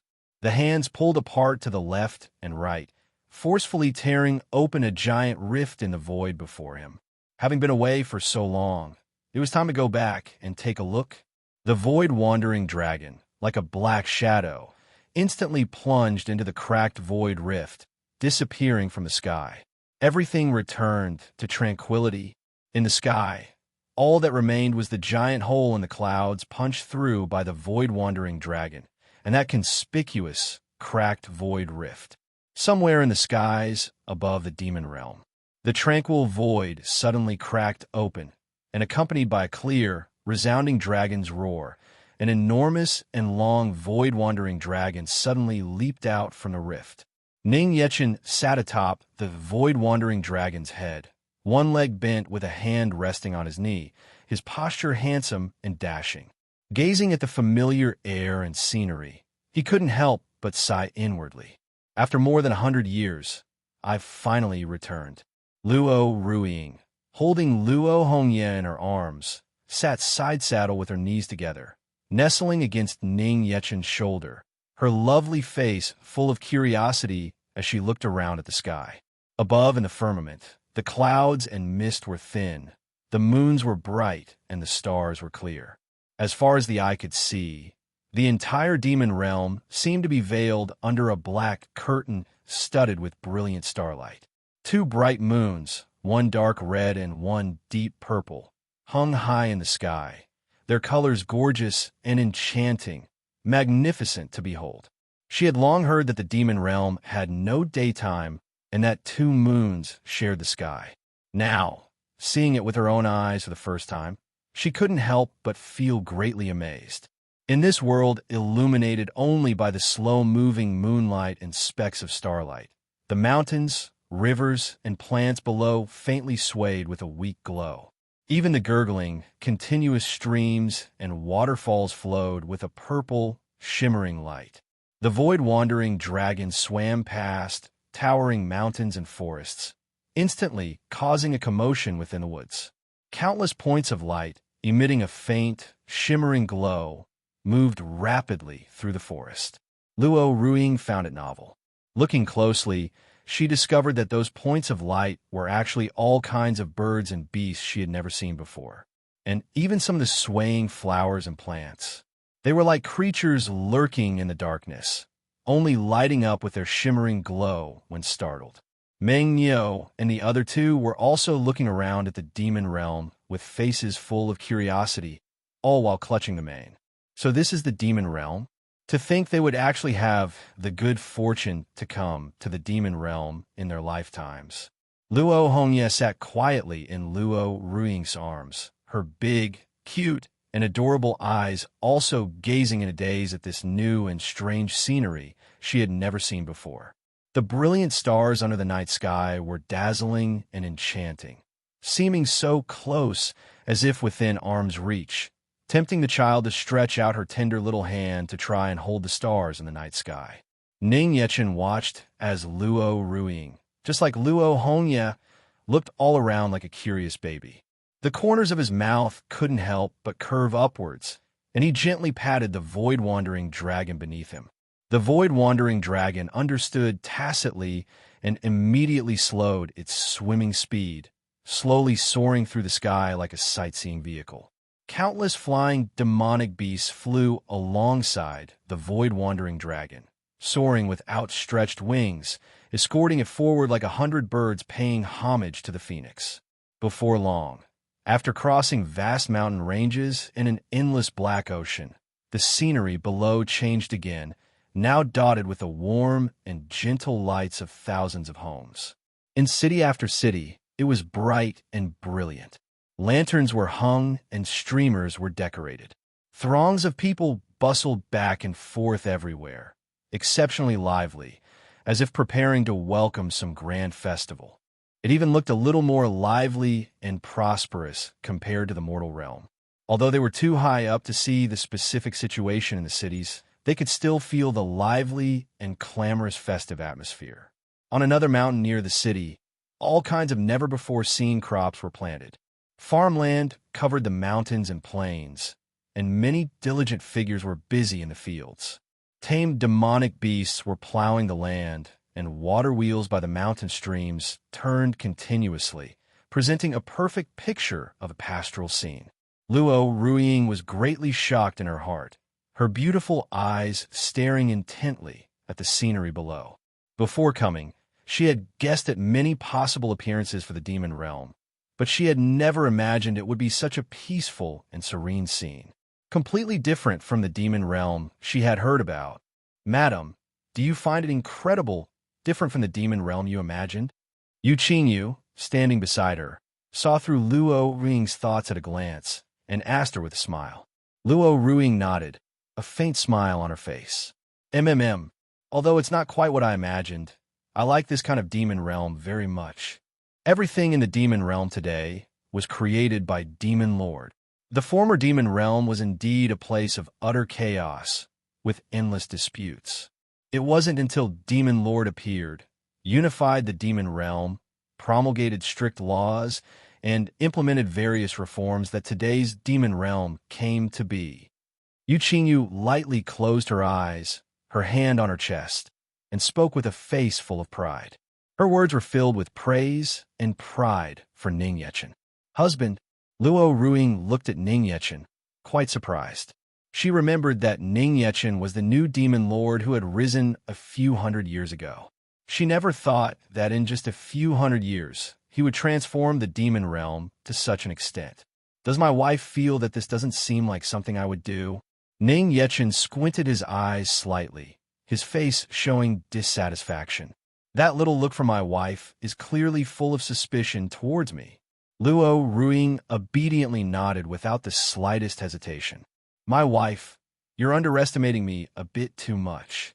Ning Yechen, dissatisfied, reached out and flicked Luo Ruiying's forehead lightly. Luo Ruiying rubbed the space between her brows, gave Ning Yechen a glance, then leaned against his shoulder again and said softly, "This matter doesn't sound like something the demon lord would do, but it sounds like something my husband would do." Ning Yechen felt a little embarrassed hearing this. After a light cough, he explained humbly, "Actually, I only proposed the ideas and opinions. The final implementation and changes were all handled by Qingyu. After he unified the demon realm, the entire management and operation of the demon realm were basically planned and operated by Yu Qingyu. The reason he chose to sneak away and live in seclusion, apart from being tired of the constant fighting and killing, was largely also because he was too lazy to manage the demon realm anymore. I was only responsible for assisting you, Demon Lord. Without you unifying the demon realm, there would not be the demon realm of today," Yu Qingyu said humbly and respectfully. In her heart, Ning Yechen was the true supreme ruler who had created the demon realm of today. He was also the only demon lord she acknowledged. Luo Ruiying also nodded along, agreeing completely with Yu Qingyu's words in her heart. The prerequisite for prosperity is unification. To be able to unify the chaotic demon realm was already an extraordinary existence. At least, she had never heard of the demon realm being unified since ancient times. At this moment, the people in one of the cities noticed the giant void-wandering dragon swimming past in the sky above and couldn't help but stop in their tracks to gaze up. What a huge void-wandering dragon! Could it be that Demon Lord has returned? It must be. That void-wandering dragon must be what Demon Lord is riding. Then does that mean Madam and the little princess have returned as well? Demon Lord and Madam have returned together with the little princess. Demon Lord, Madam. The people in the city instantly began to wave their hands excitedly in greeting. Luo Ruiying noticed the commotion from the crowd below, but unfortunately, they were too far away to hear clearly. She couldn't help but ask Ning Yechen curiously, "Husband, could it be some kind of festival for the demon clan today?" It looked so grand and lively. Ning Yechen stroked his chin and pondered for a long time, but he couldn't remember what day it was today. Could it be that he had forgotten after being away for too long? In his memory, there weren't any festivals in the demon realm worth the entire realm celebrating. Qingyu, what day is it today? Ning Yechen couldn't remember, so he had no choice but to turn his head and ask Yu Qingyu. Yu Qingyu smiled mysteriously and said calmly, Demon Lord, have you forgotten? Today is the day that you, Demon Lord, and Madam returned. Qingyu, you've already told everyone the news of Ruiying and me returning to the demon realm. Hearing this, Ning Yechen was instantly alarmed. He had originally not planned on telling too many people about Luo Ruiying and Luo Hongye, not want to make a big deal out of it, preferring to keep things peaceful and quiet.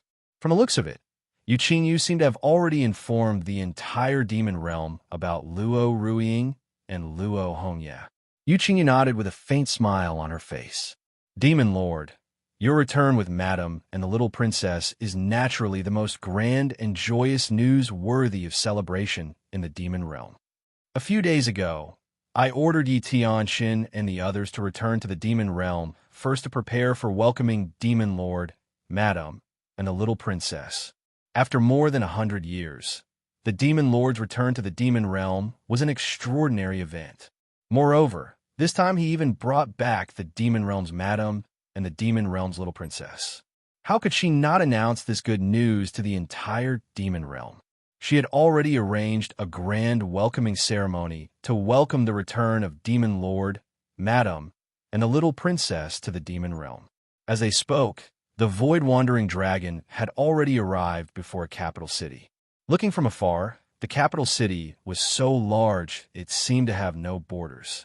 Buildings stood in great numbers within the city, crisscrossing in a complex layout.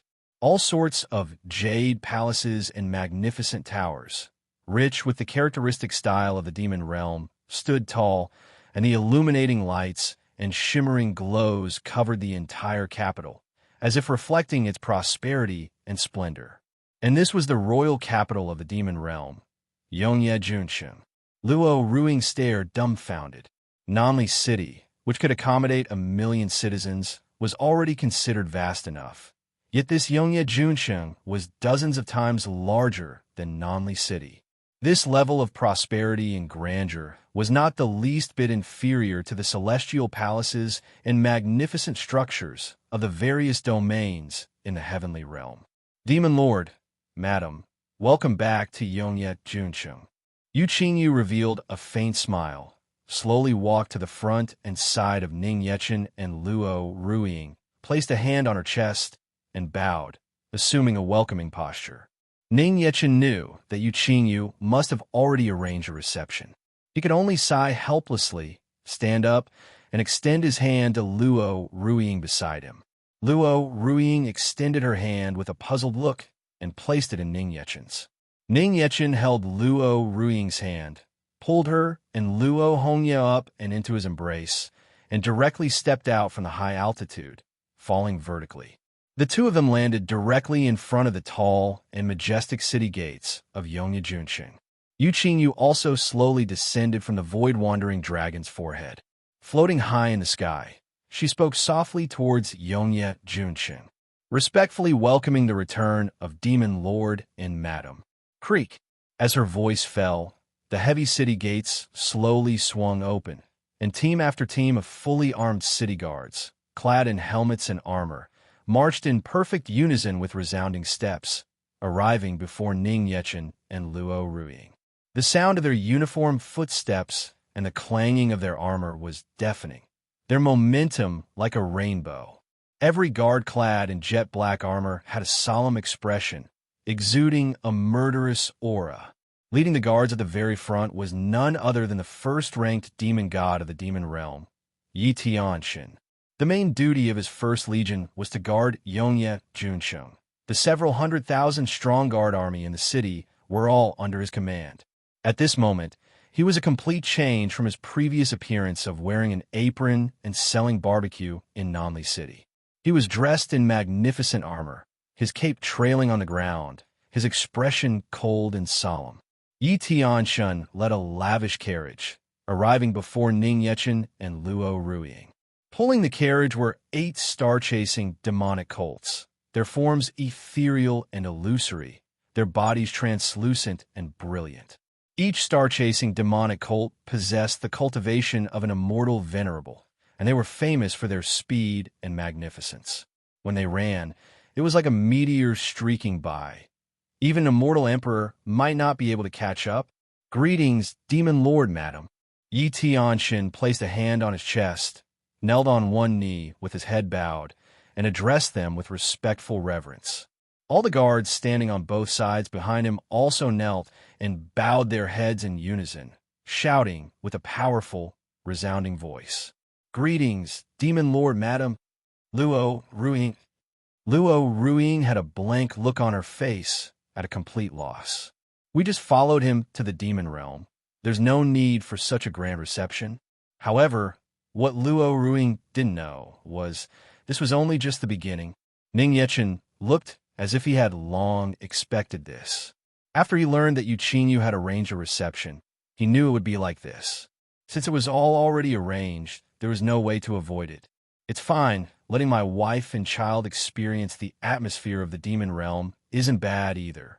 Ning Yechen took the reins that Yi Tianxun held up with both hands and led Luo Ruiying onto the carriage step by step. The two of them thus stood at the front of the carriage. As Ning Yechen gently flicked the reins in his hand, the 8 star-chasing demonic colts slowly began to walk into the city.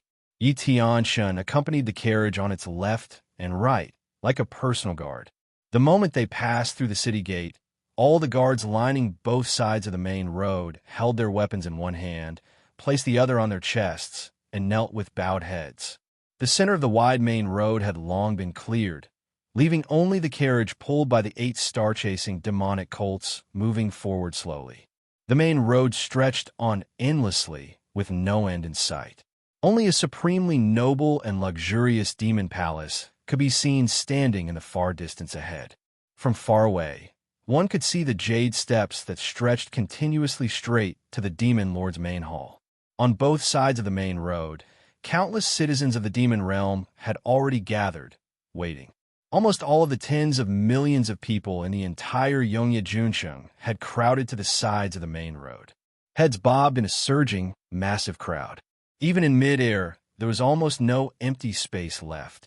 The moment they saw Ning Yechen and Luo Ruiying appear, everyone instantly craned their necks and let out waves of earth-shattering cheers. The thunderous cheers resounded throughout Yongye Junsheng, and countless fresh flowers were scattered from the hands of the crowd towards Ning Yechen and Luo Ruiying. Under the night sky, brilliant fireworks bloomed one after another without end. The city was filled with a festive and joyous atmosphere. In the demon realm, there is no New Year tradition, but this day had become the new year for everyone in the demon realm. Every household had red lanterns hung high. The sound of gongs and drums filled the sky, and they had brought out their best decorations and enthusiasm to adorn Yongye Junsheng. There was no other reason, only that their most revered and powerful demon lord had returned. And he had returned with the demon realm's madam, and even the demon realm's little princess. How could this not make them excited? Many people, upon seeing Luo Ruiying beside Ning Yechen and Luo Hongye in his arms, couldn't help but weep for joy, tears streaming down their faces. Demon Lord is back. Demon Lord has finally started a family. This is truly wonderful. Sobs. Now we can finally rest easy. Wipes tears. Our demon realm has a successor. Moved. Madam is also very beautiful. The little princess is so cute, as expected of the little princess born to Demon Lord. While the crowd was immersed in joy and emotion, some people also raised a question. But didn't Lord Left Guardian always say that Demon Lord was in closed-door cultivation? How is it that after coming out of seclusion this time, he suddenly brought back a madam and a little princess? The little princess looks like she should be 2 or 3 years old. Don't ask. Anyway, the fact that Demon Lord brought back a madam and a little princess is a good thing. Everyone thought about it carefully and agreed. Being able to see Demon Lord get married and have a child, they no longer had any regrets. The crowd continued to follow the procession, waving their hands and shouting enthusiastically, respectfully welcoming the return of Demon Lord and Madam. Husband, this. Luo Ruiying stood at the front of the carriage, her lovely face filled with astonishment, completely startled by the enthusiasm of Yongye Juanqing citizens. The sounds of cheering and welcoming were endless, the waves of voices like a tide. A rain of flowers continuously drifted down from the sky, and vibrant, fragrant petals landed upon her. She never expected that just by following him back to the demon realm, she would have to experience such a grand parade. This suddenly made her feel a little embarrassed.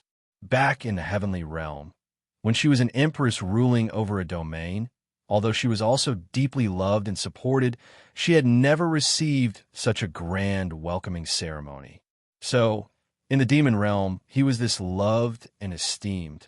Luo Ruiying couldn't help but secretly glance over to size up Ning Yechen beside her. Daddy, Mommy, so many people. Luo Hongye, nestled in her mother's arms, poked out her little head, her small face full of curiosity and joy, her clear, cute, big eyes constantly looking all around. There was none of the fear and timidity she had when seeing so many people before. Ning Yechen turned his head to look at Luo Ruiying, reached out his hand, and gently removed the scattered flower petals from her and Luo Hongye's hair, chuckling softly as he said, "Yi, this is everyone welcoming Mommy and you. My wife, you can also try greeting them." Can't I?" Luo Ruiying asked, pointing at herself. Actually, before coming to the demon realm, she had been somewhat worried that her identity as a member of the immortal clan would not be accepted by the people of the demon realm. Ning Yechen drew close to Luo Ruiying's face, a faint smile on his lips, and gazed at her from a close distance as he said, "Of course you can. You are my wife, the madam of the demon realm." Luo Ruiying. Hearing Ning Yechen's words, Luo Ruiying's heart couldn't help but beat faster. Her cheeks flushed slightly, and she pursed her red lips, then tried to reveal a smile and gently waved to the crowd on the side of the street. In an instant, the cheers from the crowd became even more jubilant and thunderous.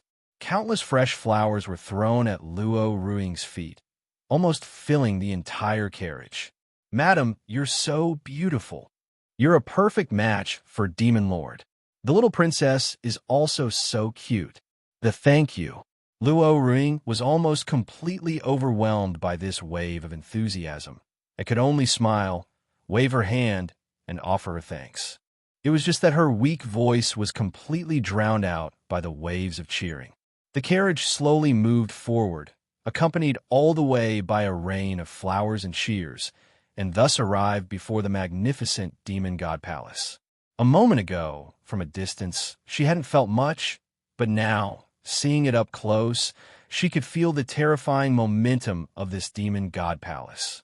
The palace and its magnificent towers were entirely a dark purple, their color glossy and bright. They were decorated with all kinds of demonic remains and demonic crystals, and their surfaces were painted with lifelike murals of various demonic gods and demonic beasts. Surprisingly, it didn't look very frightening, but rather presented a dark and magnificent visual impact. Besides these magnificent palaces and towers arranged in neat rows, giant demonic statues of various demonic gods or demonic beasts were situated in all 8 directions. At first glance, one might think they were merely simple stone statues, but upon closer inspection, one would discover that they were also buildings. Figures moved in and out of the entrances in an endless stream. Arriving before the demon god palace, the guards on both sides of the street were no longer simply holding long spears, but were elite guards riding nether-greedy wolves. When the carriage passed, the nether-greedy wolves beneath the elite guards obediently prostrated themselves on the ground, piously and docilely welcoming them.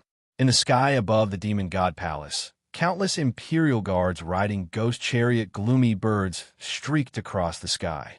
The nether flames covering the birds' tails dragged a long trail of fire across the night sky, the gorgeous flames like a brilliant, monochromatic rainbow bridge. This grand welcoming ceremony truly left Luo Ruiying greatly amazed. The great doors of the demon god palace slowly opened, and the star-chasing demonic colts came to a halt at the foot of the long jade steps. Ning Yechen leaped down from the carriage, took Luo Ruiying's hand, and helped her alight. The two walked hand in hand, slowly ascending the jade steps one step at a time. As they passed the elite guards lining both sides of the jade steps, the guards holding blades and shields immediately knelt on one knee and bowed their heads. The elite guards on the jade steps were like a row of dominoes, slowly kneeling in succession with the arrival of Ning Yechen and Luo Ruiying. Ning Yechen held his head high and puffed out his chest, his posture tall and straight, with a proud, world-scorning, captivating smile on his face. Even though he hadn't been back for over 100 years, he still recalled the memories of ascending the steps of the demon god palace one by one in the past. The supreme ruler of the demon realm. Wherever he went, none did not submit. Luo Ring couldn't help but be attracted by the confident aura that Ning Yechen was faintly exuding at this moment, and she stared dazedly at the person beside her holding her hand. Luo Hongye lifted her little head and stared blankly at Luo Ruiying, then turned her head to look at Ning Yechen, her big eyes blinking back and forth. Mommy has been secretly staring at Daddy. My wife, if you keep staring at me, I will also feel embarrassed. Ning Yechen suddenly turned his head, looked at Luo Ruiying with a smile, and said softly. Luo Ruiying's blatant gaze really made it hard for him not to notice. Where did I? Luo Ruiying's face turned red, and she quickly averted her head to look away, her expression feigning calmness. It was just that the shy blush on her face had already betrayed her flustered and bashful heart.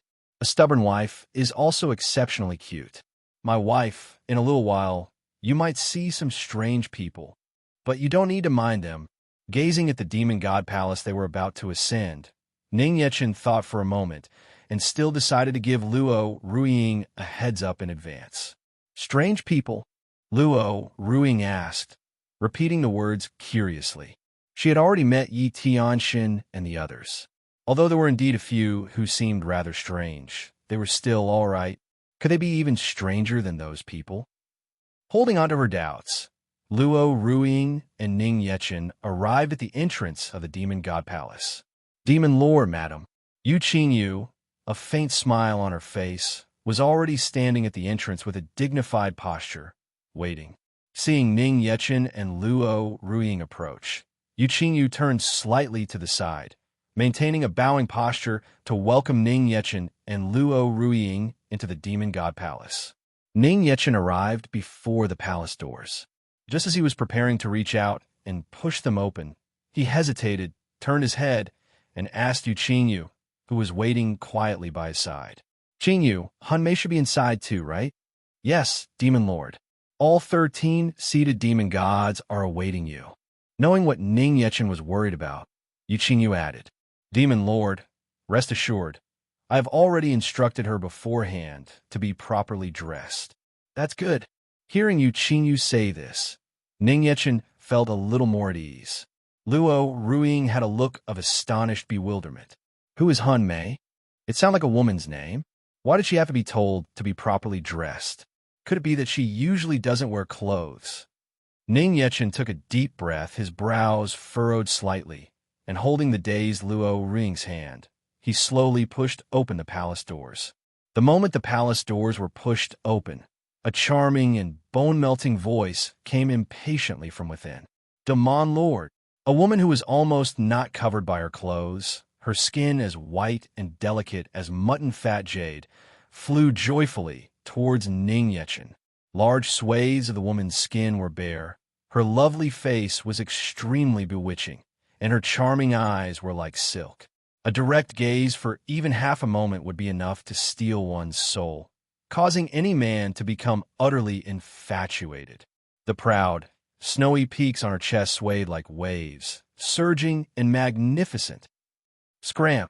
Ning Yechen's eyes were sharp, and his hands were quick. The moment Hunmei flew towards him, he swung his arm and directly smacked her into the wall of the demon god's main hall. Hun Mei was like a jet-black afterimage, gone in a flash. With a loud rumble, the wall shattered and collapsed. However, even though Ning Yechen had acted so quickly, Luo Ruiying had still seen the revealingly dressed Han Mei with her enchanting and wanton posture. When Ning Yechen cautiously turned his head back, he was met with Luo Ruiying's slightly furrowed brows and her beautiful, coldly staring eyes. "Husband, who is that?" "My wife. Please listen to this husband's explanation. She is just one of my subordinates." Ning Yechen explained to Luo Ruiying with a solemn expression. Luo Ruiying's beautiful eyes narrowed slightly as she gazed at Ning Yechen, half believing and half doubting. She still remembered this guy had previously said he wanted a harem of 30,000 beauties. Perhaps this is one of them. Just then, Han Mei climbed up from the pile of rubble and dragged her heavily injured body over to Luo Ruiying. At this moment, blood was flowing from Han Mei's nose and the corners of her mouth, and several bones in her body were broken. Yet her expression was even more excited and bewitching than before, her face flushed with an intoxicated blush. "Aya! Oh, asterisk forward slash forward slash forward slash forward slash forward slash forward slash forward slash forward slash asterisk. Q so wonderful. After more than 100 years, I was finally hit by Demon Lord again. This is true happiness. I can't stop being excited. My body is about to come." Luo Ruiying couldn't help but feel a little scared and astonished looking at Han Mei's face of pure enjoyment. This person is clearly so seriously injured. Why is she so excited? "Miss, are you all right?" Luo Ruiying asked Han Mei with concern. Of course, this wasn't just concern for her physical injuries, but even more so for her mental state. It seemed very wrong. Han Mei's bewitching eyes turned to Luo Ruiying, her eyes rippling with desire, drool trickling as she stared fixedly at Luo Ruiying. "This must be Demon Lord's madam. What a gentle and beautiful woman. I like her so much." Han Mei's mind even began to fantasize about a scene of being naked and entwined with Luo Ruiying on a soft couch. This caused Luo Ruiying's delicate form to tremble slightly, and she felt a trace of fear. She was often looked at by men with gazes full of lust, but this was the first time she had been looked at this way by a woman. Ning Yechen's ice-cold words interrupted Han Mei's wonderful fantasy. "Han Mei, I warn you, don't you dare get any ideas about my wife." Han Mei smiled regretfully, placed a hand on her chest, and bowed slightly to introduce herself to Luo Ruiying. "The 9th-ranked demon god of the demon realm, Han Mei, greetings, madam." "The 9th-ranked demon god. She's actually one of the demon gods as well." Luo Ruiying stared at Han Mei before her in surprise, truly not expecting that she would also be one of the demon gods. But recalling how she was able to take a blow from Ning Yechen just now, it seemed to befit her status as a demon god. "Hurry up and put on some clothes." Ning Yechen casually took a piece of clothing from his immortal ring and threw it on a Han Mei, covering her overly exposed, delicate form. She almost caused him to be misunderstood by his wife. And the child was present, too. Yu Qingyu had also arrived by Ning Yechen's side at this moment, frowning as she gazed at Han Mei. "Han Mei, didn't I tell you that Madame and the little princess would be coming today, and that you should be properly dressed?" Han Mei clutched the clothes Ning Yechen had thrown over, a look of innocence and unwillingness on her face. She pointed to the 2 leaf-sized pieces of cloth covering her chest and said, "Demon Lord, Lord Left Guardian, aren't I already wearing clothes? This is already the outfit with the most fabric that I own." Luo Ruiying listened until her face and ears turned red, and she stood there, stunned on the spot. She couldn't believe what this woman must usually wear. Twist! Yu Qingyu couldn't be bothered to waste words with Han Mei, and just spoke the command calmly. As her voice fell, Han Mei's entire body and limbs began to twist and break. "Oh, Lord Left Guardian, you can't be so forceful. I can't take it anymore. Oh." An ordinary person whose body was being irregularly twisted and snapped would have let out inhuman wails and miserable screams. However, Han Mei had a face of orgasmic excitement, and what she let out weren't wails, but rather what sounded like moans of comfort. The more Luo Ruiying listened, the more her face flushed with shame. She quickly covered Luo Hongye's ears and eyes. A child mustn't see, mustn't hear. After a moment, Han Mei's body, completely twisted, collapsed limply onto the ground. Her eyes were hazy, her consciousness scattered, and with a face of satisfaction, she was on the verge of fainting. She still didn't forget to murmur softly, thank you, Lord Left Guardian, for the treat. Ning Yechen and Yu Qingyu were long accustomed to this. Without even sparing a glance at Han Mei on the ground, they directly took Luo Ruiying's hand and stepped over her to walk away. They knew Han Mei all too well. Among the 13 seated demon gods, basically all of them held lofty respect and fear towards Ning Yechen and Yu Qingyu. Although Han Mei did as well, she was not afraid of punishment from Ning Yechen and Yu Qingyu. Rather, it was quite the opposite. She couldn't wait for Ning Yechen and Yu Qingyu to scold and whip her every day, because she was an out-and-out, pansexual, extremely masochistic, perverted succubus. Ning Yechen and Yu Qingyu had already punished her countless times, and had even almost killed her directly on multiple occasions. But it would only make her more and more excited. Ning Yechen and Yu Qingyu were also at a loss with her. The best method was to just knock her out directly like this. Luo Ruiying was led by Ning Yechen. She looked back at the unconscious Han Mei on the floor and couldn't help but ask with concern, husband, are we just going to leave her like this? My wife, don't worry. Her physical constitution is different from that of an ordinary person. She'll be fine in a little while. Ning Yechen said without turning his head, leading Luo Ruiying as they slowly walked towards the dais in the center of the demon god's main hall. 2 elite guards very skillfully carried away the prone form of Han Mei from the floor. Walking into the demon god's main hall, both sides of the hall were already lined with all the leaders of the demon realm, as well as other races from various lands. Besides Han Mei, the 12-seated demon gods, led by Yi Tianshen, stood tall below the dais, respectfully awaiting the arrival of Ning Yechen and Luo Ruiying. Under the gazes of the crowd, Ning Yechen led Luo Ruiying up the steps of the demon gods' main hall one by one, ascending onto the dais.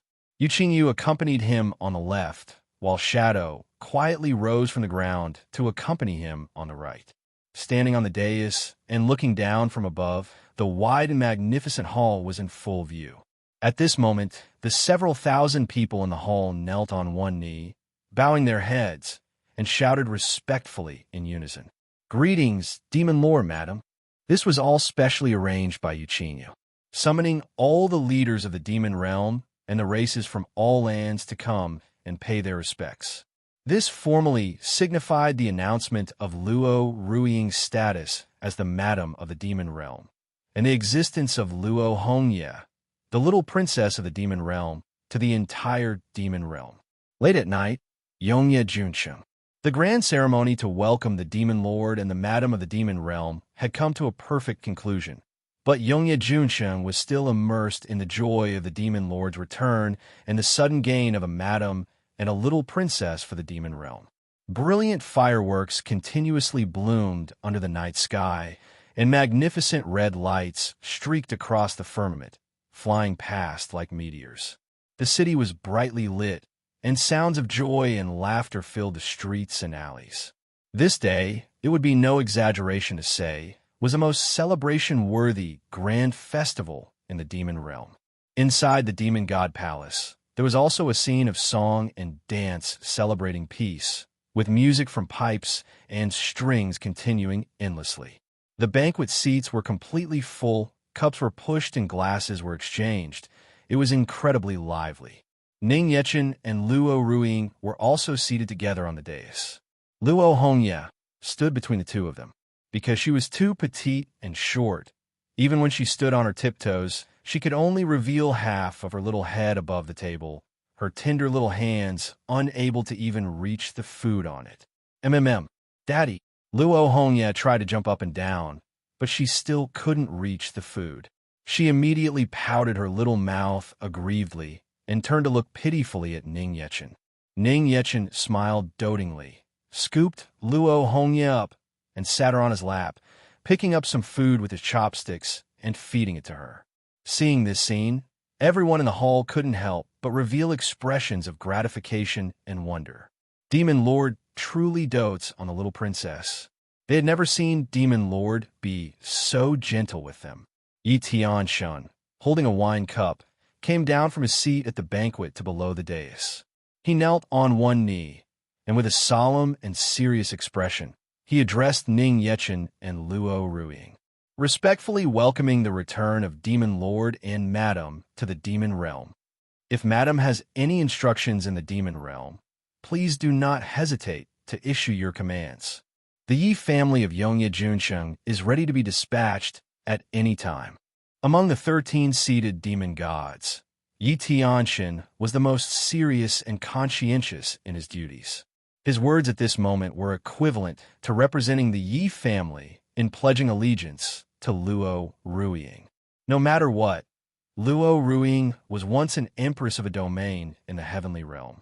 She had attended her fair share of banquets and similar gatherings, so she could understand Yi Tianxin's meaning.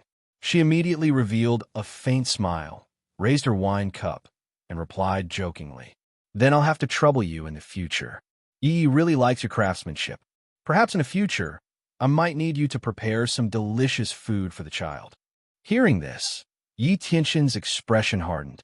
Without another word, he removed the demonic armor he was wearing and tied on the apron from his barbecue stall, promising with a serious face, "As long as the little princess needs it, this subordinate is ready at any time."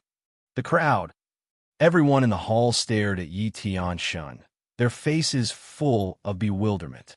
Kuang Xiao and the others who had been to the mortal realm were fine, as they knew Yi Tianxin's disguised duty in the mortal realm was to be in charge of barbecue. Those who had remained behind in the demon realm didn't know what to make of it. Someone was even so startled that they directly spat out a mouthful of wine. Lord Yi Tianxun, the first-ranked demon god of the demon realm, was wearing an apron? This was simply too incongruous. Luo Ruiying also hadn't expected that her one joking remark would be taken so seriously by Yi Tianxin. Luo Hongye, on the other hand, only recognized him after seeing him in his apron. She happily pointed at him with her tender little finger and called out in her milky voice, "The barbecue-selling uncle."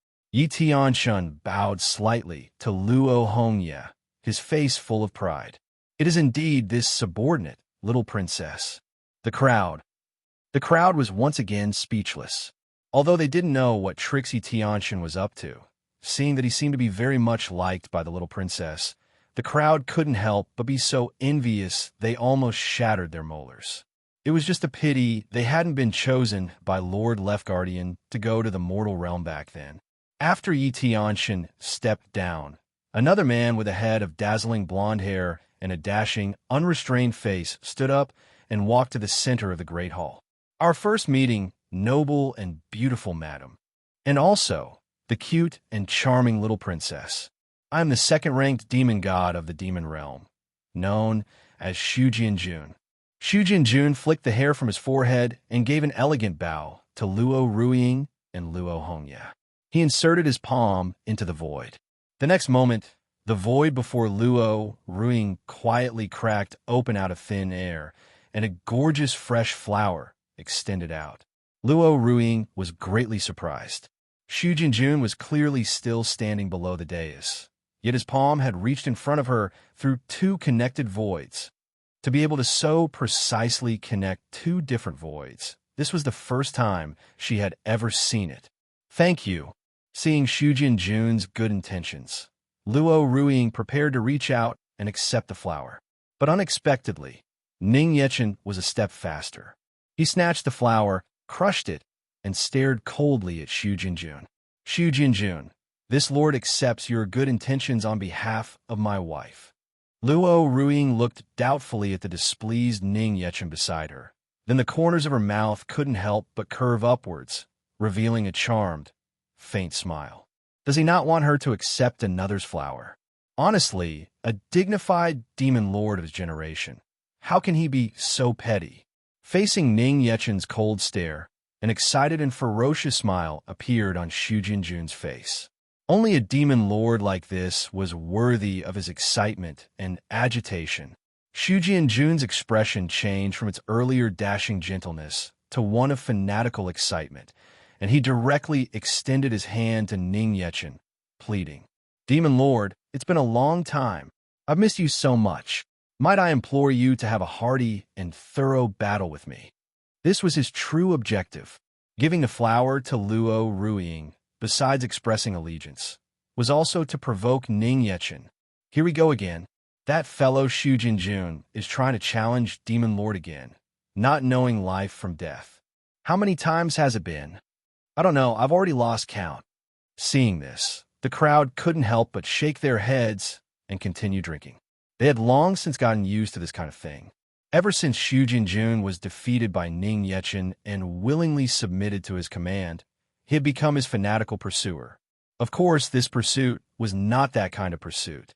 Rather, it was about chasing Ning Yechen's footsteps, tempering himself, and growing stronger through constant challenges.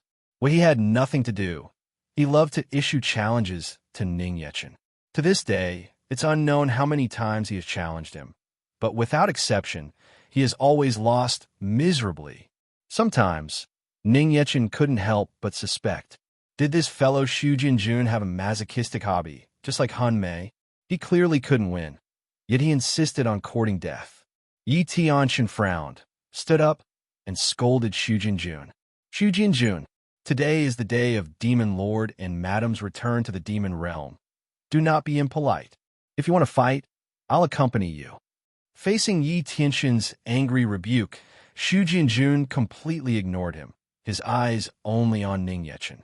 Yu Qingyu took a step forward, preparing to speak, but was stopped by Ning Yechen with a raised hand. "It's rare for Xu Jinjun to be in such high spirits, so I will play with you." Hearing Ning Yechen agree, Xu Jinjun's expression became even more ferocious and ecstatic. His arm, like a blade, lightly slashed beside him, cutting open a void rift. "Demon Lord, come." Xu Jinjun was the first to step into the void rift and disappear. "My wife, please wait a moment. I'm going to go stretch my muscles and bones. I'll be back soon." After leaving these words with Luo Ruiying beside him, Ning Yechen also slowly stood up, tore open a void rift with one hand, and stepped inside. "If you don't beat them for 3 days, they'll climb onto the roof and tear off the tiles. If you want to rule the demon realm, you have to give them a good beating from time to time."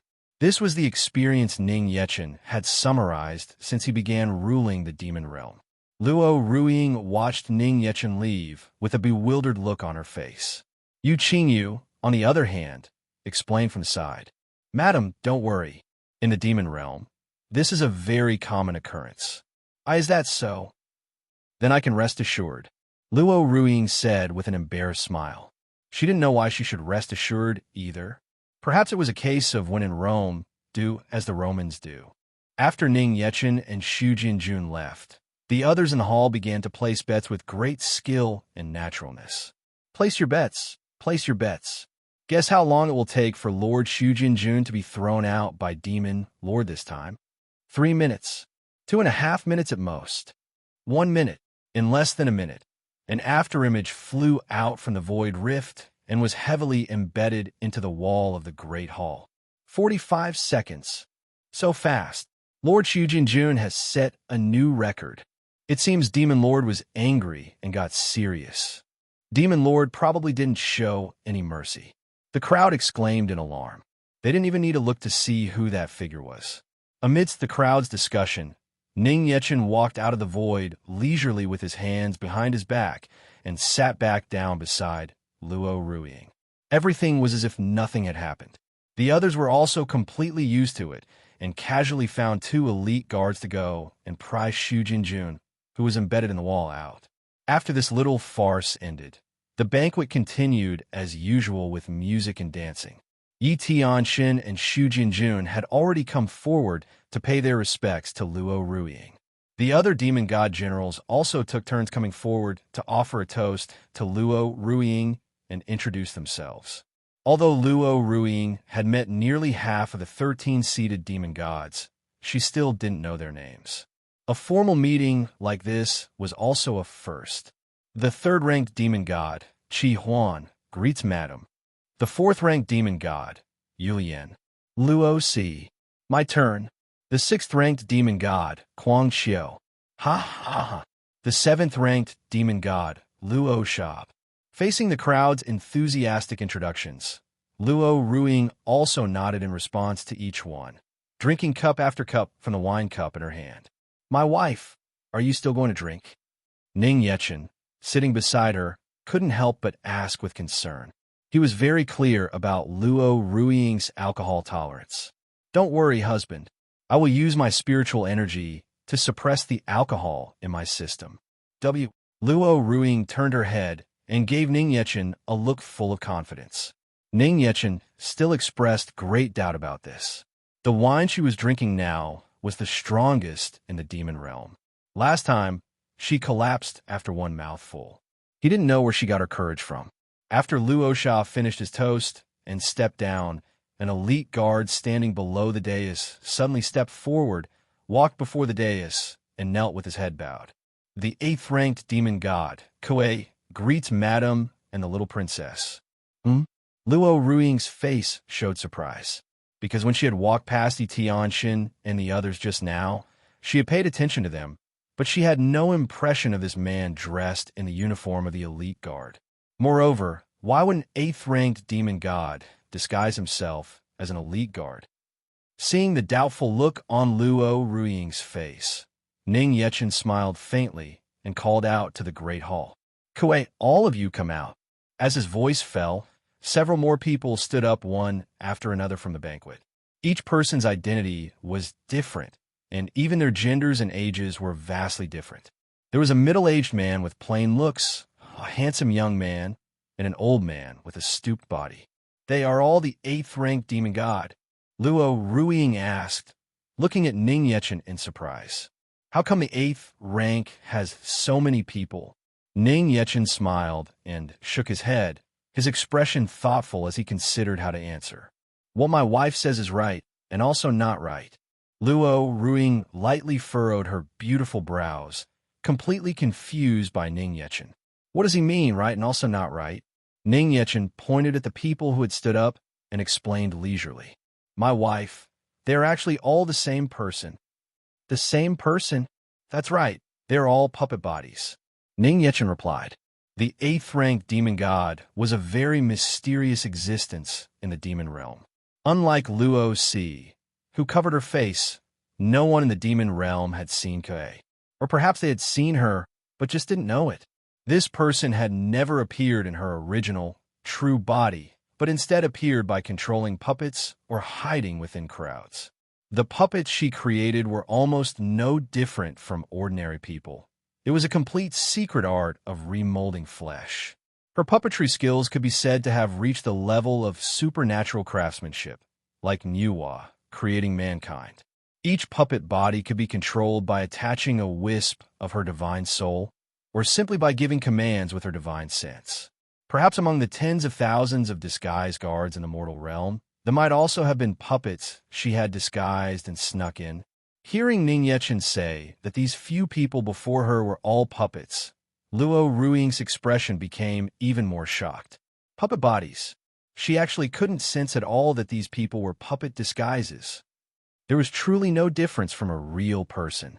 She could even feel the faint demonic spirit aura emanating from each person's body. So incredible. Luo Ruing couldn't help but exclaim in amazement. To simultaneously control several bodies without revealing any trace, her control over the puppets was simply sublime. Madam overpraises me, Kuei said humbly. Though her mouth said she was overpraised, her face was brimming with joy and pride. After glancing at Luo Hongye, who was sitting in Luo Ruing's lap, Kuei's eyes shifted as she fell into thought. Afterwards, she silently retreated to her original position, once again becoming an unremarkable elite guard. After Kuei stepped down, the lively and cheerful Yin Lily impatiently leaped down below the dais, winking playfully at Luo Ruing and Luo Hongye.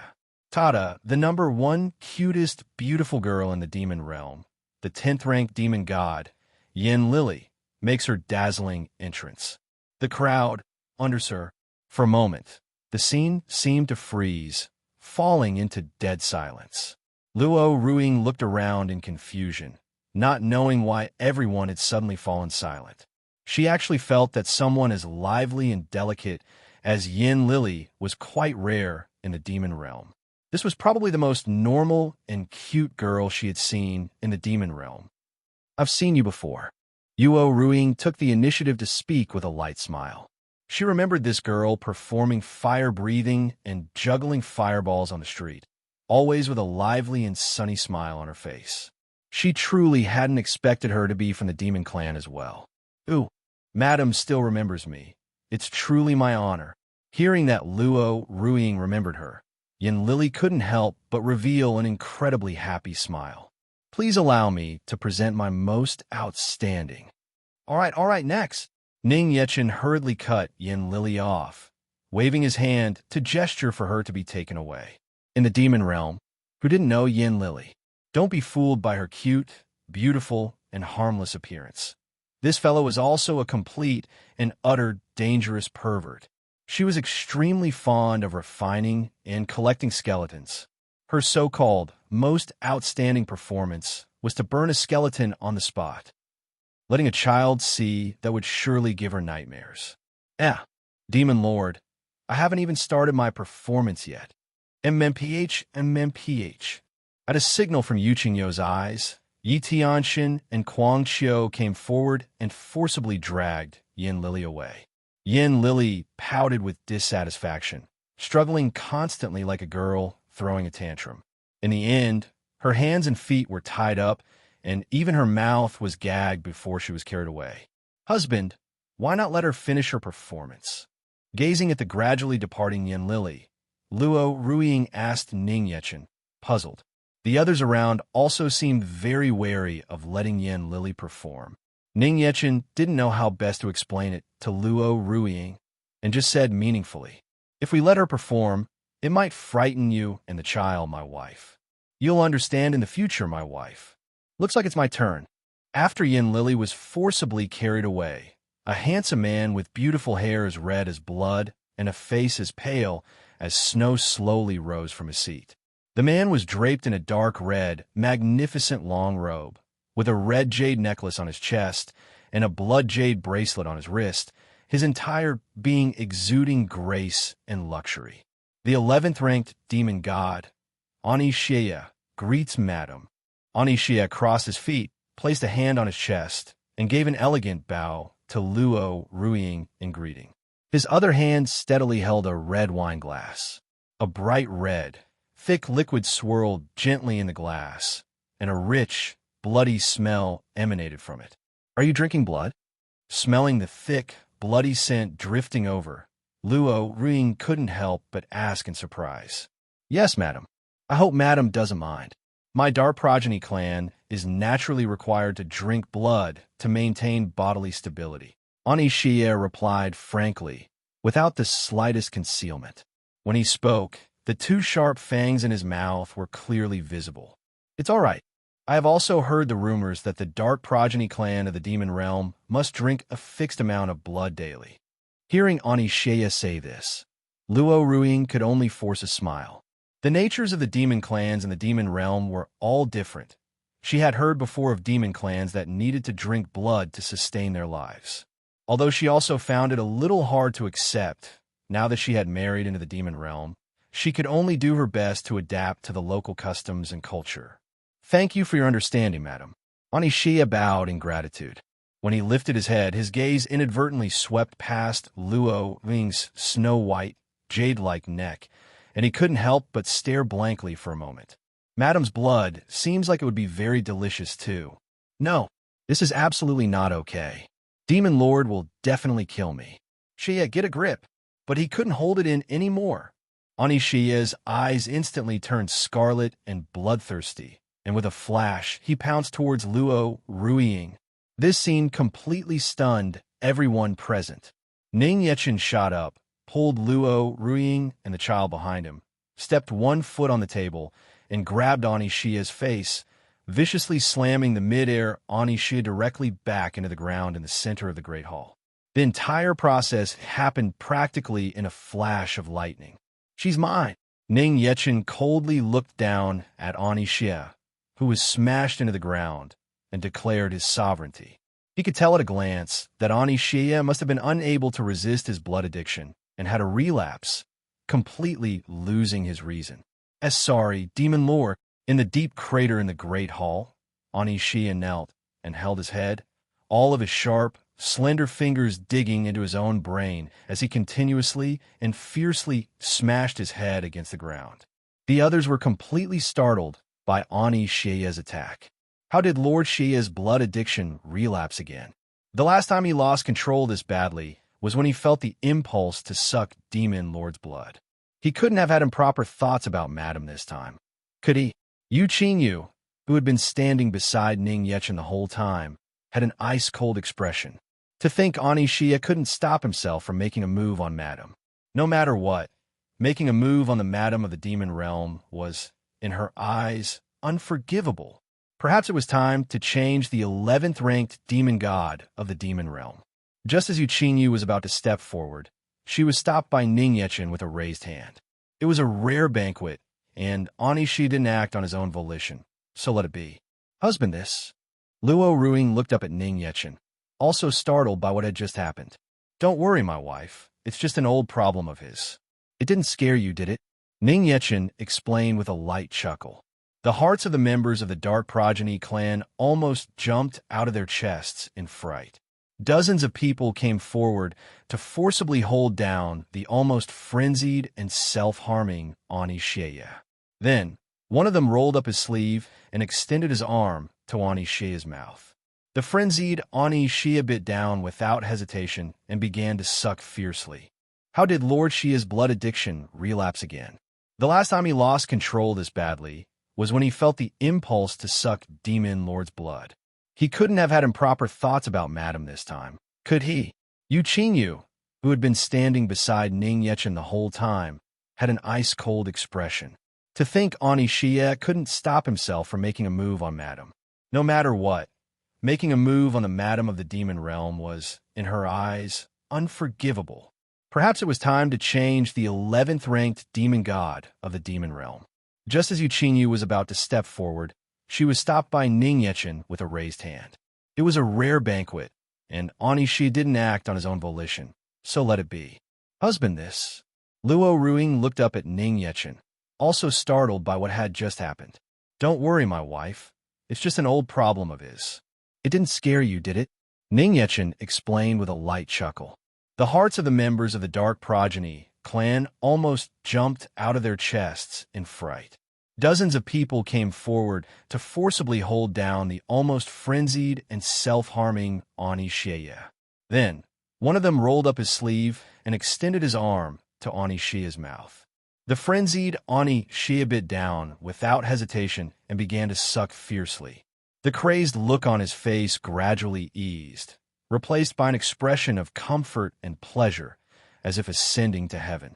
As for the man whose arm was being bitten, he was in so much pain that he stuffed an iron rod into his mouth, his body twitching continuously.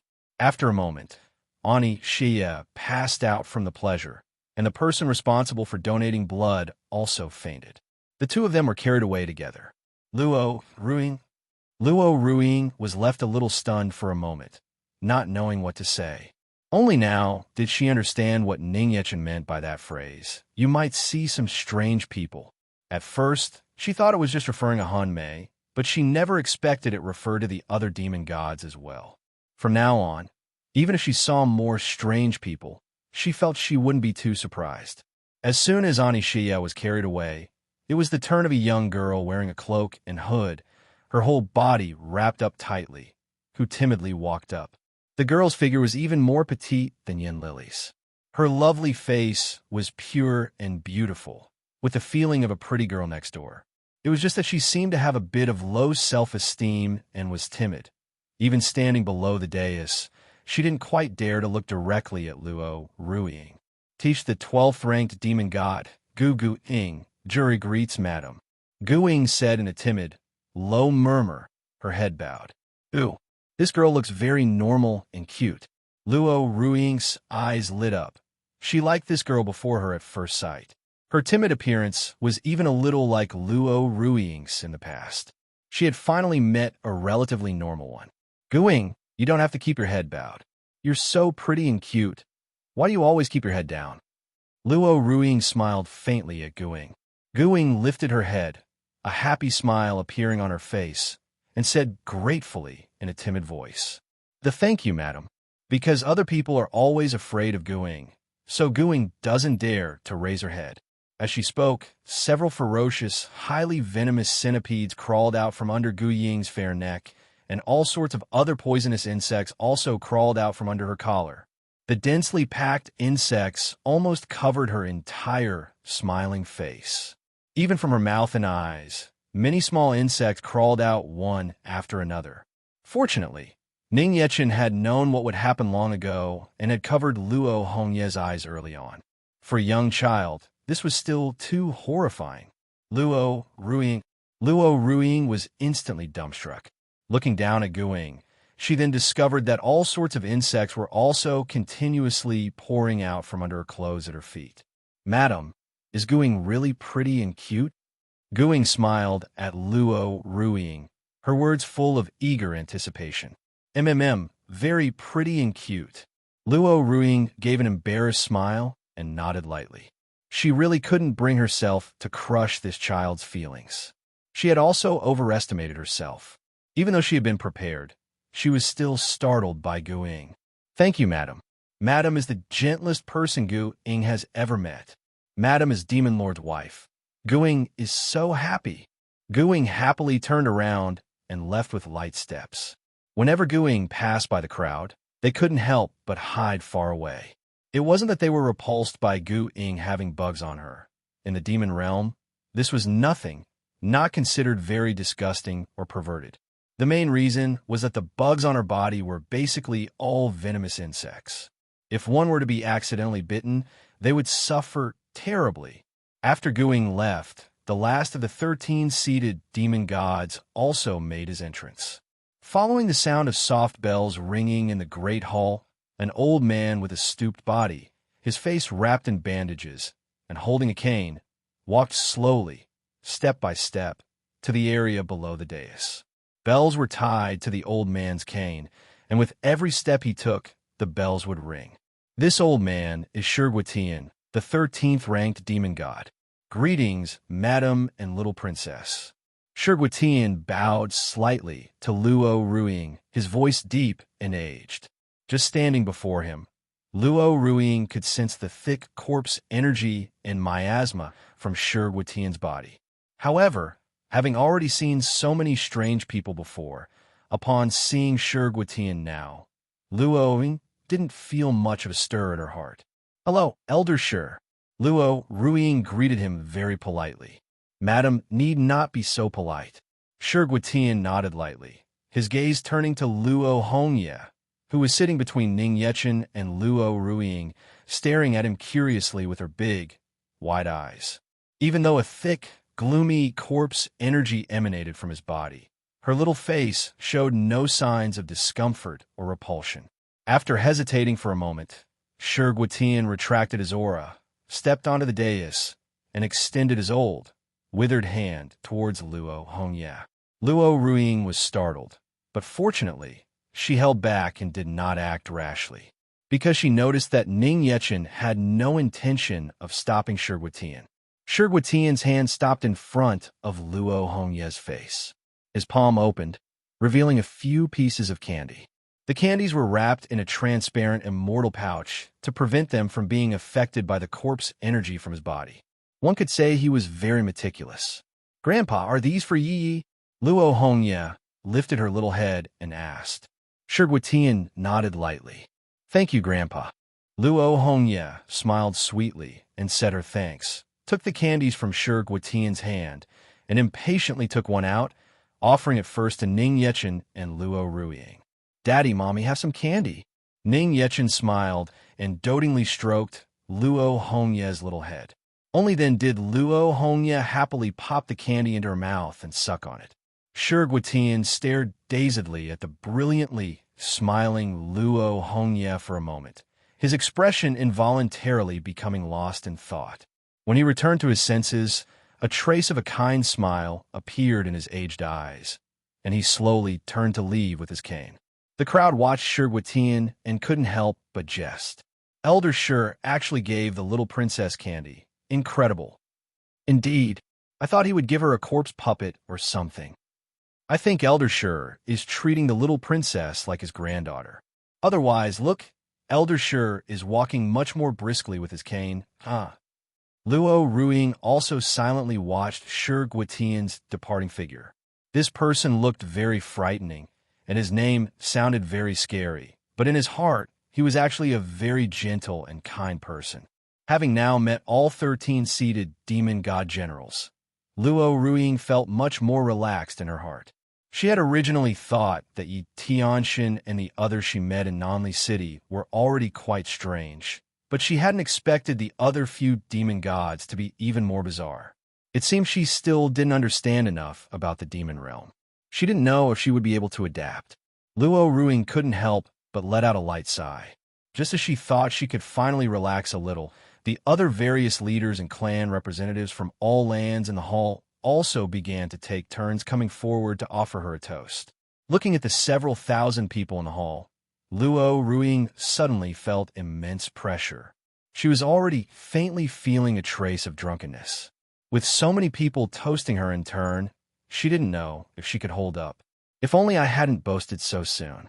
While everyone in the Great Hall was enthusiastically taking turns greeting Luo Ruiying, there were 3 people sitting alone at a long table, cautiously drinking fine wine and eating delicacies they had never tasted before from beginning to end. These 3 people were none other than Meng Niu and the other 2 who had followed them to the demon realm. Among the several thousand people in the entire Great Hall, as far as the eye could see, they were either immortal emperors or immortal venerables. The 3 of them, at the heavenly immortal realm, felt extremely insignificant here.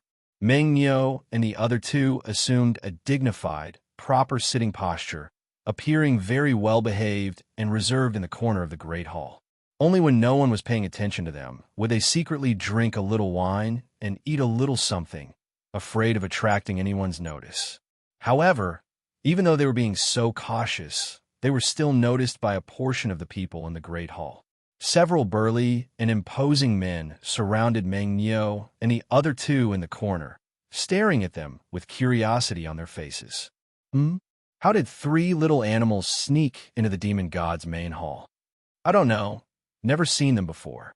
A sky-swallowing divine python, a chaos demonic bull, a titan giant ape, and they all have ancient beast clan bloodlines. What fine goods! It's been a long time since I've eaten the flesh and blood of the ancient beast clan. Is this tonight's late-night snack? Meng Niu, Bai Yuan, Kai Sei and the other 2 were so scared they huddled together, trembling, not even daring to breathe loudly. I don't like to eat snake meat or monkey meat. This bull, on the other hand, looks like it would be very delicious. Its muscles are also very full. Very good. One of the burly men brought his face close to Meng Niu's and stared for a moment, then reached out to feel Meng Niu's body and nodded with satisfaction.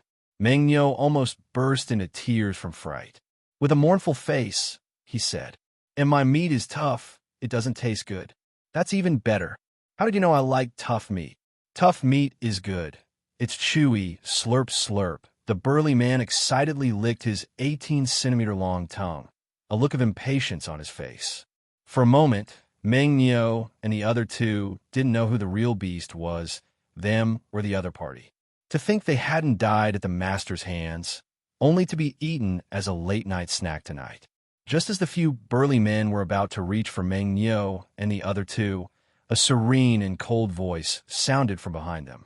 "You are not to make a move on them."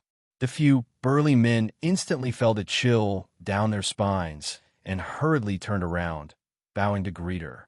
"Lord Left Guardian."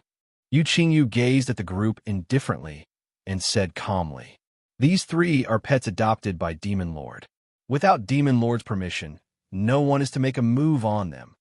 Do you understand? Yes. The few burly men straightened their postures and replied respectfully, then hurriedly departed from Yu Qingyo's presence. They couldn't help but feel relieved in their hearts. So these three were pets brought back by Demon Lord.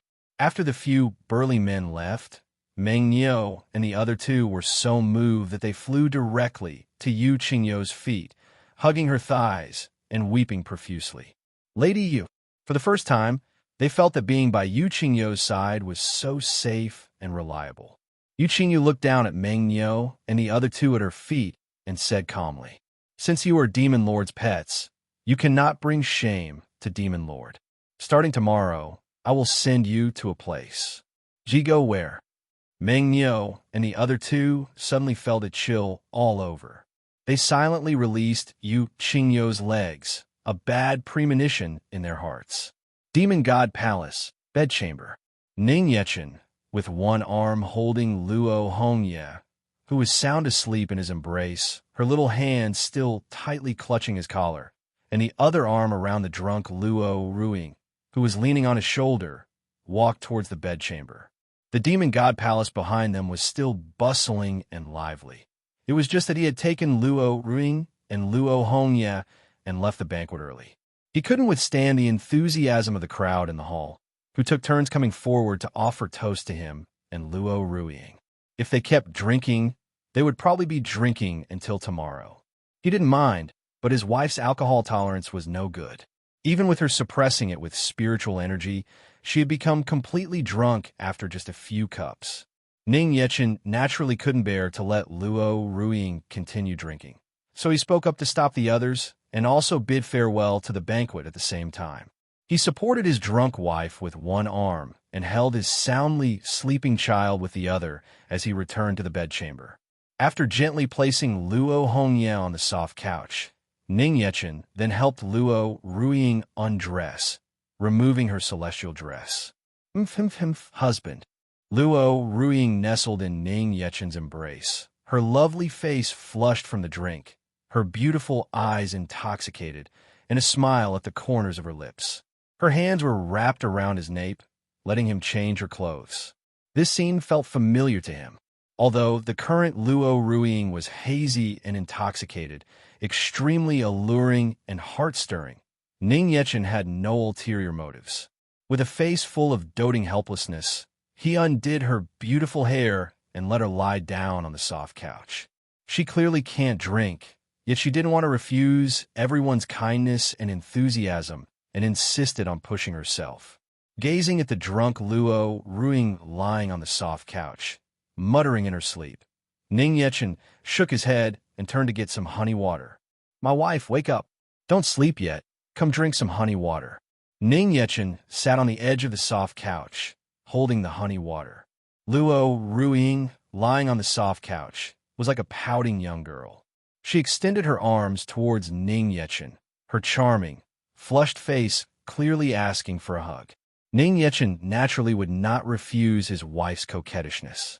He first placed the honey water in his hand to the side, reached out, and gently lifted Luo Ruing, letting her lean against his embrace.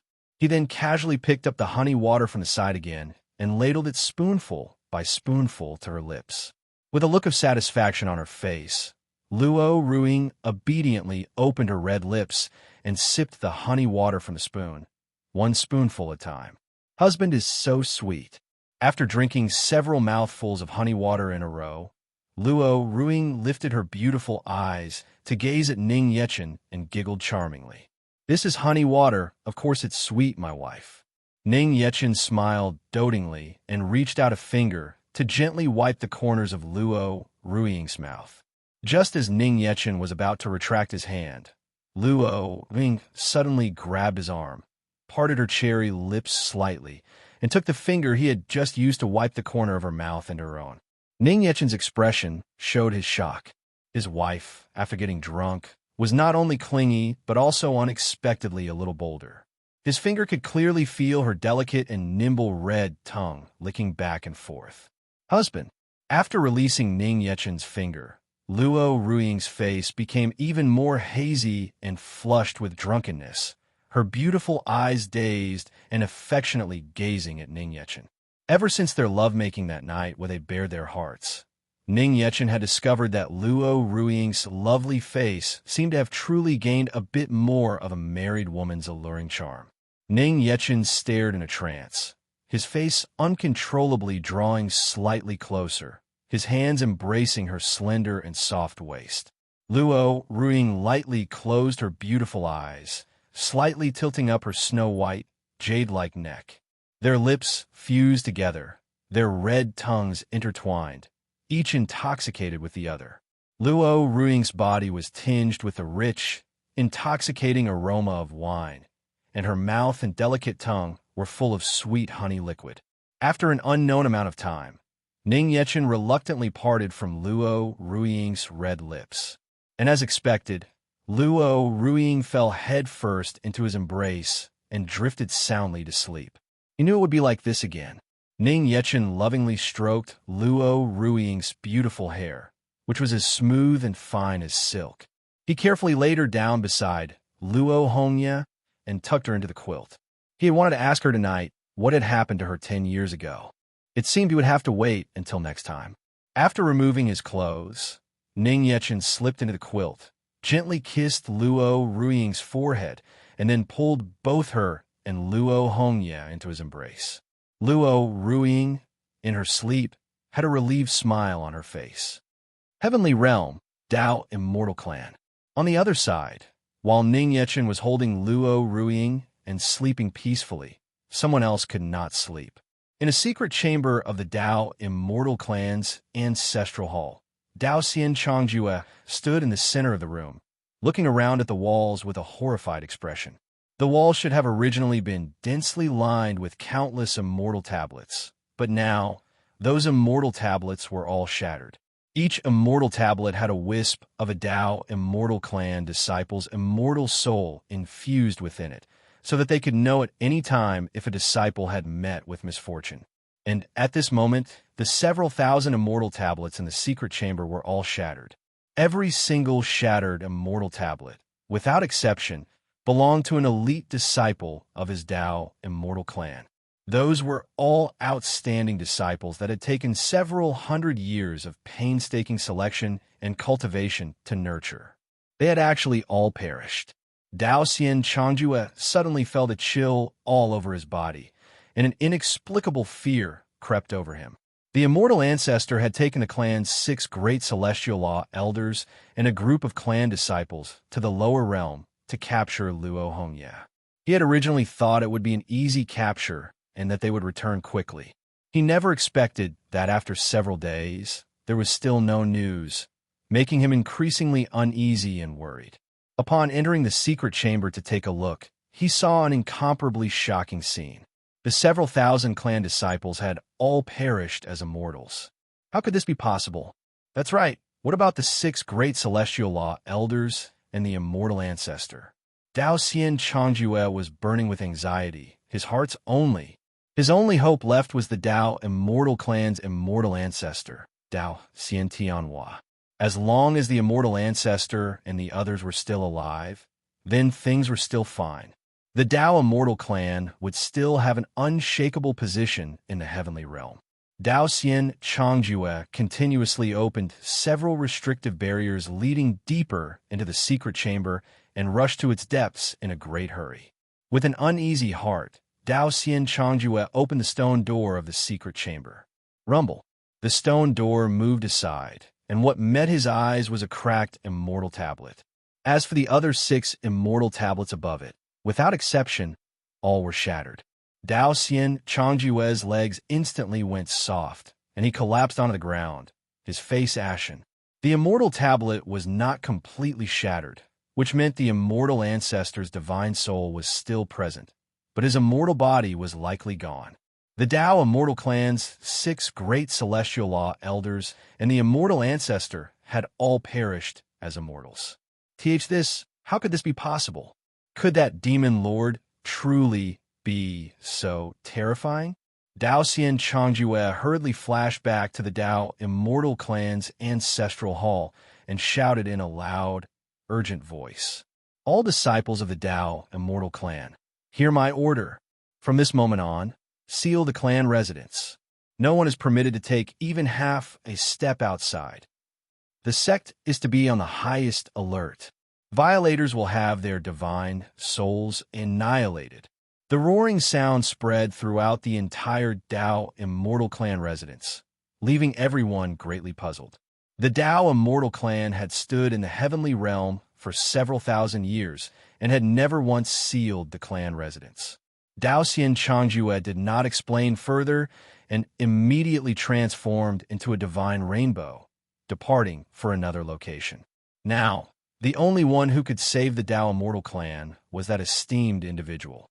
Early morning, Luo Ruiying slowly woke up from the soft couch. This time, when she opened her eyes, it was no longer that familiar, handsome face, but a round, chubby, and cute little face pressed close, watching her. "Mommy!" Seeing Luo Ruiying awaken, Luo Hongye smiled and said in her milky voice. Luo Ruiying revealed a doting and gentle smile, reached out to pull Luo Hongye into her embrace, and looked up at the pitch-black, star-filled night sky outside the window. Thinking it was still the middle of the night, she prepared to hold Luo Hongye and go back to sleep. However, as soon as she closed her eyes, she felt an emptiness beside her, as if something was missing. She reached out to feel behind her, but found nothing. Turning her head to look, she then discovered that only she and her daughter were left on the soft couch. Ning Yechen was not by her side. Only then did Luo Ruiying remember that they were no longer in the mortal realm, but had arrived in the demon realm. The demon realm has no daylight. It was possible that it was already early morning now. Luo Ruiying sat up from the soft couch and looked around the room. In the spacious and luxurious room, only the gentle moonlight shone through the window, making the room seem slightly dim and dark. With a certain someone missing, it seemed even more desolate and empty. Where did he go?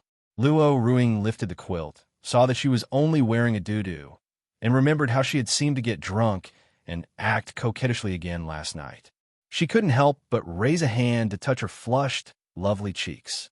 She was so embarrassing after getting drunk. "I'm never drinking again."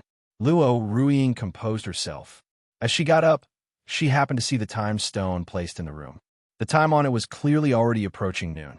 The demon realm existed in eternal night, so in the past, the schedules for work and rest had always been irregular. It wasn't until later that Ning Yechen found it too troublesome, never knowing when to sleep or when to wake up each day. Thus, he created the time stone to standardize the time in the demon realm. This was a type of time stone that changed in sync with the changes of time in the mortal realm. The 12 Shurchan were engraved on the time stone, arranged in a ring connecting head to tail, with 2 hands, one short and one long. Luo Ruiying felt it was novel. Although she wasn't very clear on how to read it, she could roughly tell that it was a magical treasure for keeping time. Knock, knock, knock. "Madam, may I come in?"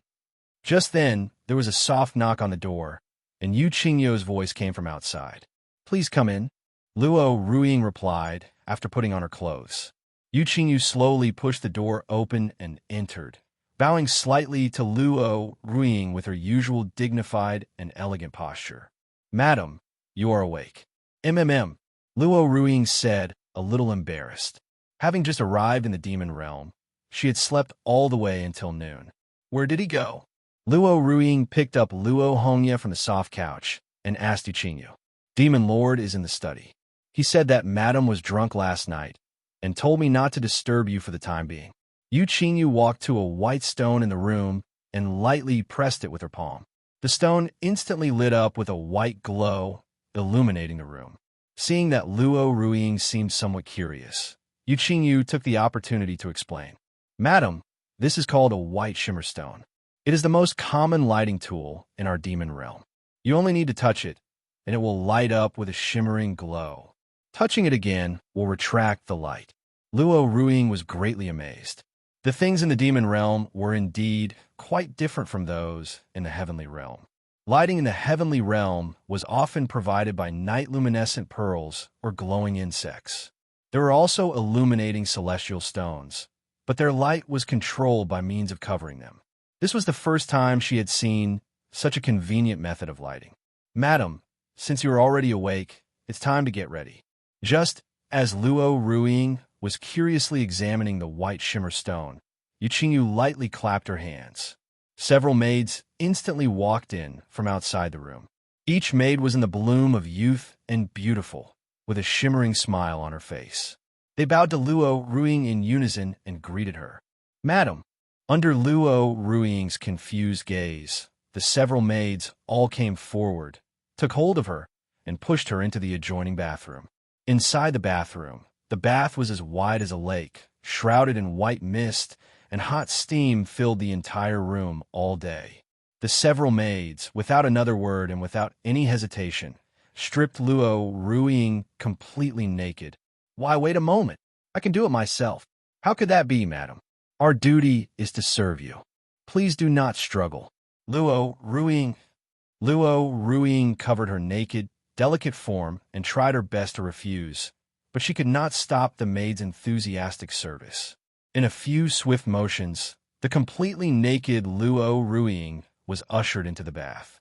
The several maids also all removed their clothes and entered the bath together to attend Luo Ruiying's bathing. Some combed her hair from behind, some wiped a white fat-like ointment onto her arms, and some massaged various parts of her body. It was unknown if it was due to the steam, but Luo Ruiying's cheeks were flushed, and her delicate form couldn't help but tremble slightly. "Madam, your skin is so wonderful. I've never seen a woman as beautiful as you, madam. Madam, your body seems a little sensitive. Please don't be nervous, relax. No wonder Demon Lord can't keep his hands off madam. Madam, how did you meet Demon Lord? We're so curious." The group of maids chattered incessantly like a flock of orioles and swallowed around Luo Ruiying, each with a look of curiosity and gossip on their faces. To be able to gain the favor of Demon Lord in the demon realm, this was something countless young women in the demon realm dreamed of, but could never attain. Luo Ruiying's face was completely red, and she didn't know how to answer. She had never been accustomed to being served by others, let alone while bathing. It was the same with Ning Yechen before. He had insisted on proactively scrubbing her back. Are the people of the demon realm all this passionate? Fortunately, Yuqingyu also entered the bath holding Luo Hongye and cleared her throat at the group of maids. Only then did the maids obediently shut their mouths and serve Luo Ruiying. Luo Ruiying was instantly relieved. Yuqingyu, on the other hand, held Luo Hongye on the other side of the bath and washed her. Luo Hongye squinted her eyes as she soaked in the warm bath water, obediently letting Yuqingyu scrub her head. After the bath was over, Luo Ruiying was once again surrounded by the maids and seated before the dressing table. All kinds of rouge, powders, and red paper for painting eyebrows were piled up before the tabletop. The several maids, with great skill and professionalism, applied makeup for Luo Ruiying. Then, after a period of meticulous selection of dresses, a splendidly dressed Luo Ruiying stood before everyone. Her lovely face was as beautiful as the moon, her cheeks adorned with powder and kohl. She wore a purple cloud-patterned dress, a moon-crowned hair ornament on her head, and her beautiful, ink-black hair cascaded down to her waist. Her bearing was graceful and elegant, her figure exquisite and charming. The maids couldn't help but have their eyes light up, their faces full of amazement. "Wow, madam is truly so beautiful. I can't help but fall for madam myself. Madam ought to be the most beautiful woman in our demon realm." Luo Ruiying, who rarely dressed up, suddenly felt awkward all over. She couldn't help but twist her body from side to side, looking at herself in the mirror. This was the first time she had ever dressed herself up so splendidly. "Qingyu, must I really dress like this?" Qingyu stood before her and nodded with satisfaction. "Don't worry, madam. Your beauty is impeccable. Demon Lord will definitely like it when he sees it." Hearing Qingyu say this, Luo Ruiying couldn't help but turn her head again to gaze at herself in the mirror, a trace of anticipation. Demon God Palace, inside the study. Ning Yechen sat before the desk, studying the intelligence on the demon realm's current specific situation, which had been gathered in recent days by Shadow and Kuei. Currently, the demon realm was peaceful and stable, but in the shadows, there were still people harboring their own little schemes. As soon as he was away, there were always people in the demon realm ready to stir up trouble. He didn't know where they got their confidence and courage from. Kuei, in the guise of an elite guard, stood quietly in a corner of the study, while Shadow, as always, clung to Ning Yechen's body like a pet that hadn't seen its master in a long time. Like a long, thin, black silk ribbon, it had wrapped around Ning Yechen's body several times. From within the shadow, numerous shadow tentacles extended out, giving Ning Yechen a massage on his back with one, while using another to hold up a teacup and offer it to him. Ning Yechen hardly needed to lift a finger. He only needed to say the word, and Shadow would have everything prepared. As Ning Yechen was looking at the intelligence he had gathered, Shadow poked its head out by his cheek and extended a shadow tentacle to form a few words on the desk. "Master, dispose of them all?" Ning Yechen pondered for a moment, then slowly shook his head. "Forget it, not for the time being. For now, you and Kuei just continue to monitor them. As for the rest, I'll leave it to you, Xie." Ning Yechen put down the scroll in his hand and looked up at Ani Xie, who was kneeling on one knee before him. From the moment he woke up early in the morning, he had seen Ani Xie kneeling at the entrance of the bedchamber. After sobering up last night, Ani Xie finally realized what a huge mistake he had almost made at the banquet. Offending Demon Lord and attempting to make a move on the Madam of the Demon Realm. For this crime, even killing him would not be going too far. Thus, the first thing he did after sobering up was to kneel at the entrance of the bedchamber. He knelt all night, proactively requesting punishment. Afterwards, he had followed him to the study. Hearing Ning Yechen say he was entrusting this matter to him, Ani Xie was quite astonished. "Demon Lord, you want to entrust this matter to me? Didn't you want this lord to punish you? Consider this matter as a way to atone for your mistake with a good deed. Go and tell those restless fellows that this lord has returned. If they behave themselves and act obediently, I can let bygones be bygones. If they are unwilling, you can handle it as you see fit." Ning Yechen said calmly with a lazy expression, propping his cheek on his hand. Although his tone was calm and lazy, it contained an unquestionable pride and murderous intent. A single sentence, moreover, had already decided the future of a portion of the people in the demon realm.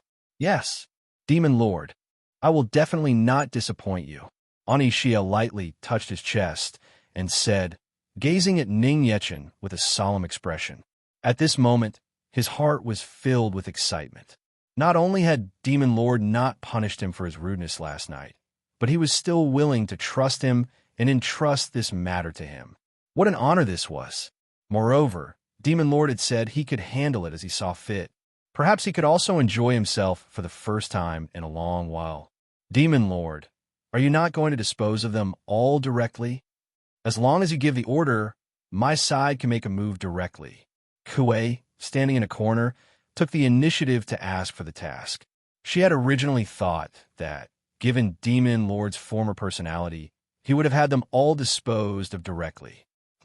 Since they can be considered citizens of the demon realm, if they are willing to listen obediently, it's not out of the question to give them another chance. Ning Yechen said after some thought.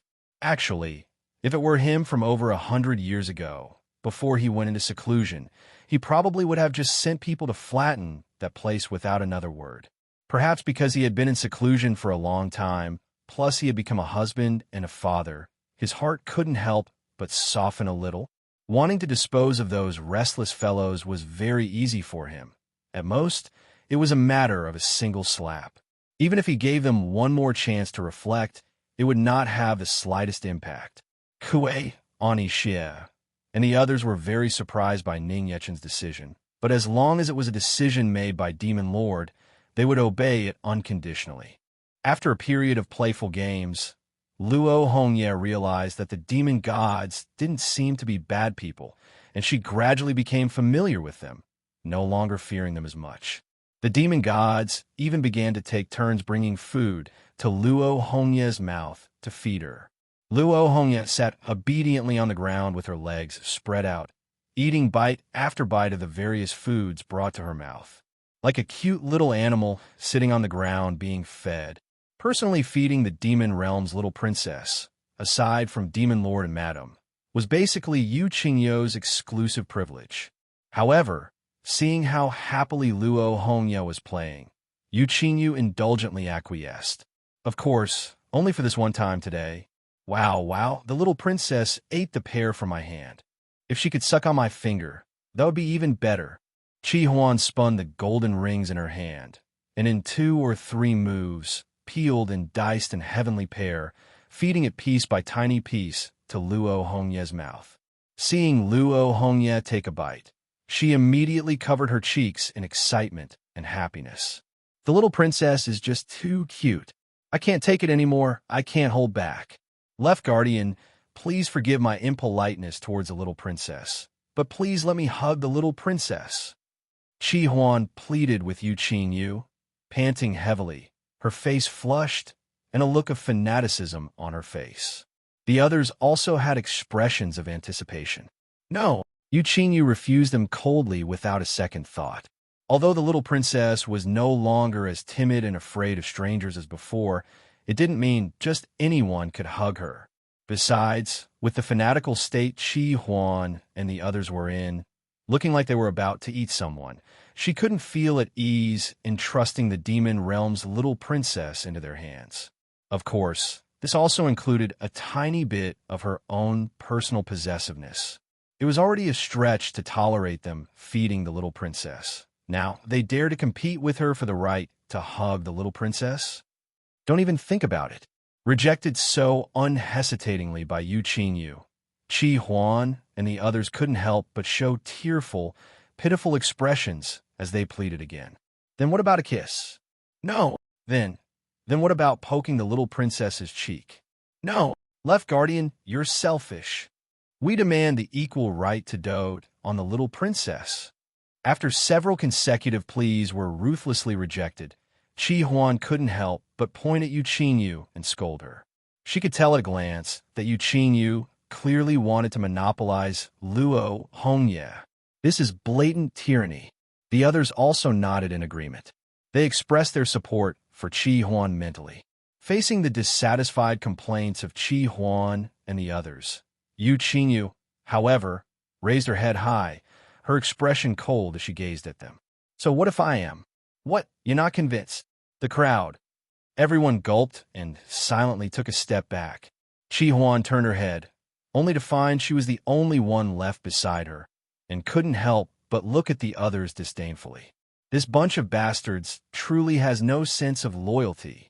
As Yu Qingyo's voice rang out with a twist, Chi Huan's body immediately began to slowly spiral and contort. It hurts. Left Guardian, I was wrong. I won't dare to do it next time. SP, spare me. My waist is going to break. Oh, crack. With a clear sound of a bone breaking, Chi Huan's body went limp and she collapsed onto the ground. Luo Hongya sat blankly on the ground, looking up at Yu Qingyu and the others who were roughhousing, her adorable little face full of puzzlement. Big sister, what happened to Annie Chi Huan?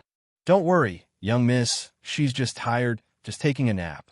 The moment she looked at Luo Hongya, Yu Qingyo's face changed to a gentle and kind smile. Kuang Xiao and the others couldn't help but glance sympathetically at the motionless Chi Huan on the ground. She would probably need quite some time to recover from this. While the others weren't paying attention, Luo Si, dragging her long, luxuriant hair, slowly came before Luo Hongya. Because Luo Si's face was completely covered by her long, beautiful hair, and she rarely ever spoke, her whole body exuded a gloomy aura. Luo Hongya looked up at Luo Si before her and also called out timidly, "Big sister Luo."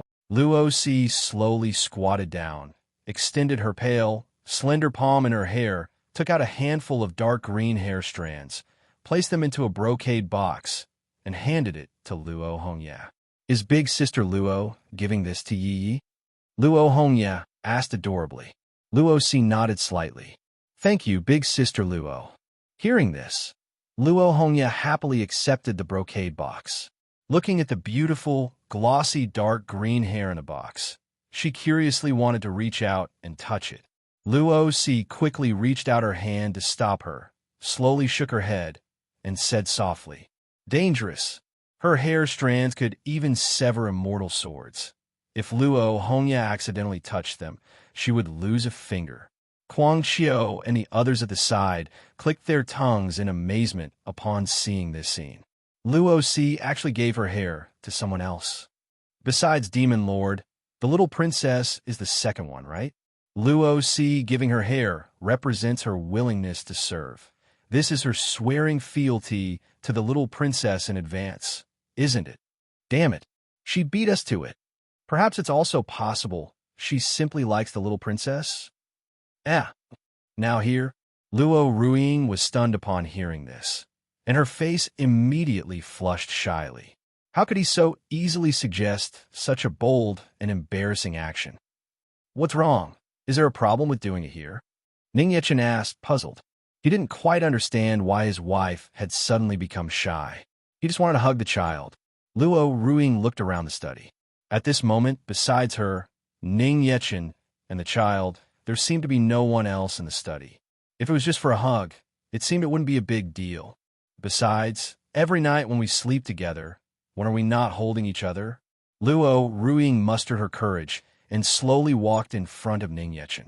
Under his puzzled gaze, she blushed and leaned down to nestle into his embrace. Ning Yechen was completely bewildered, staring blankly at Luo Ruiying in his arms. "My dear, you're so proactive today." What are you talking about? Wasn't it you who said it? That's why I came over. Luo Ruiying lifted her head and said to Ning Yechen, both shy and angry. He was clearly the one who said it.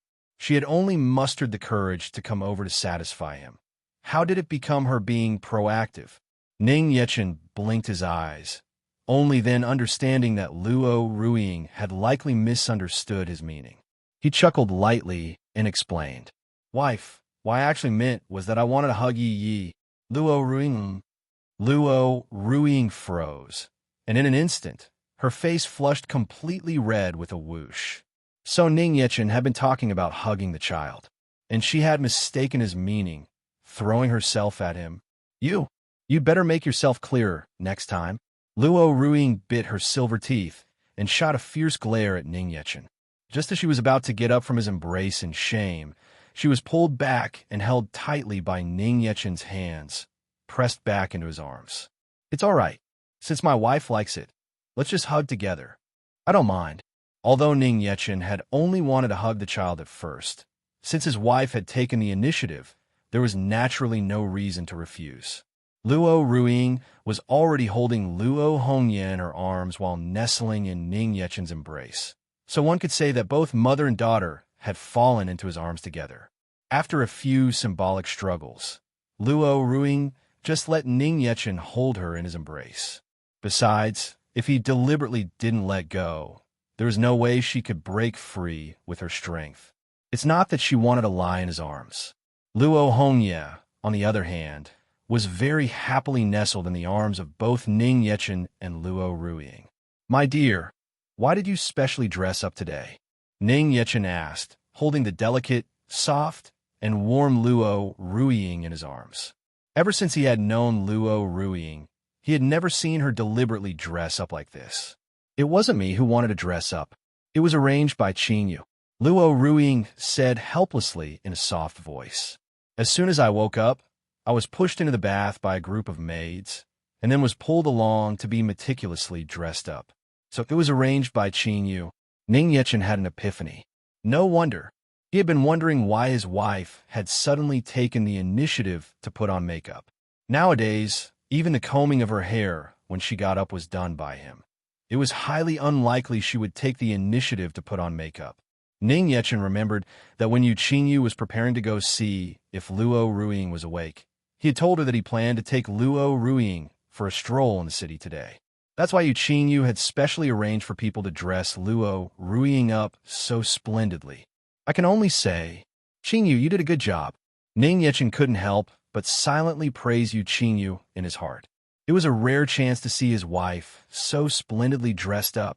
Luo Ruing looked at the silly smile on Ning Yechen's face and couldn't help but lightly furrow her beautiful brows.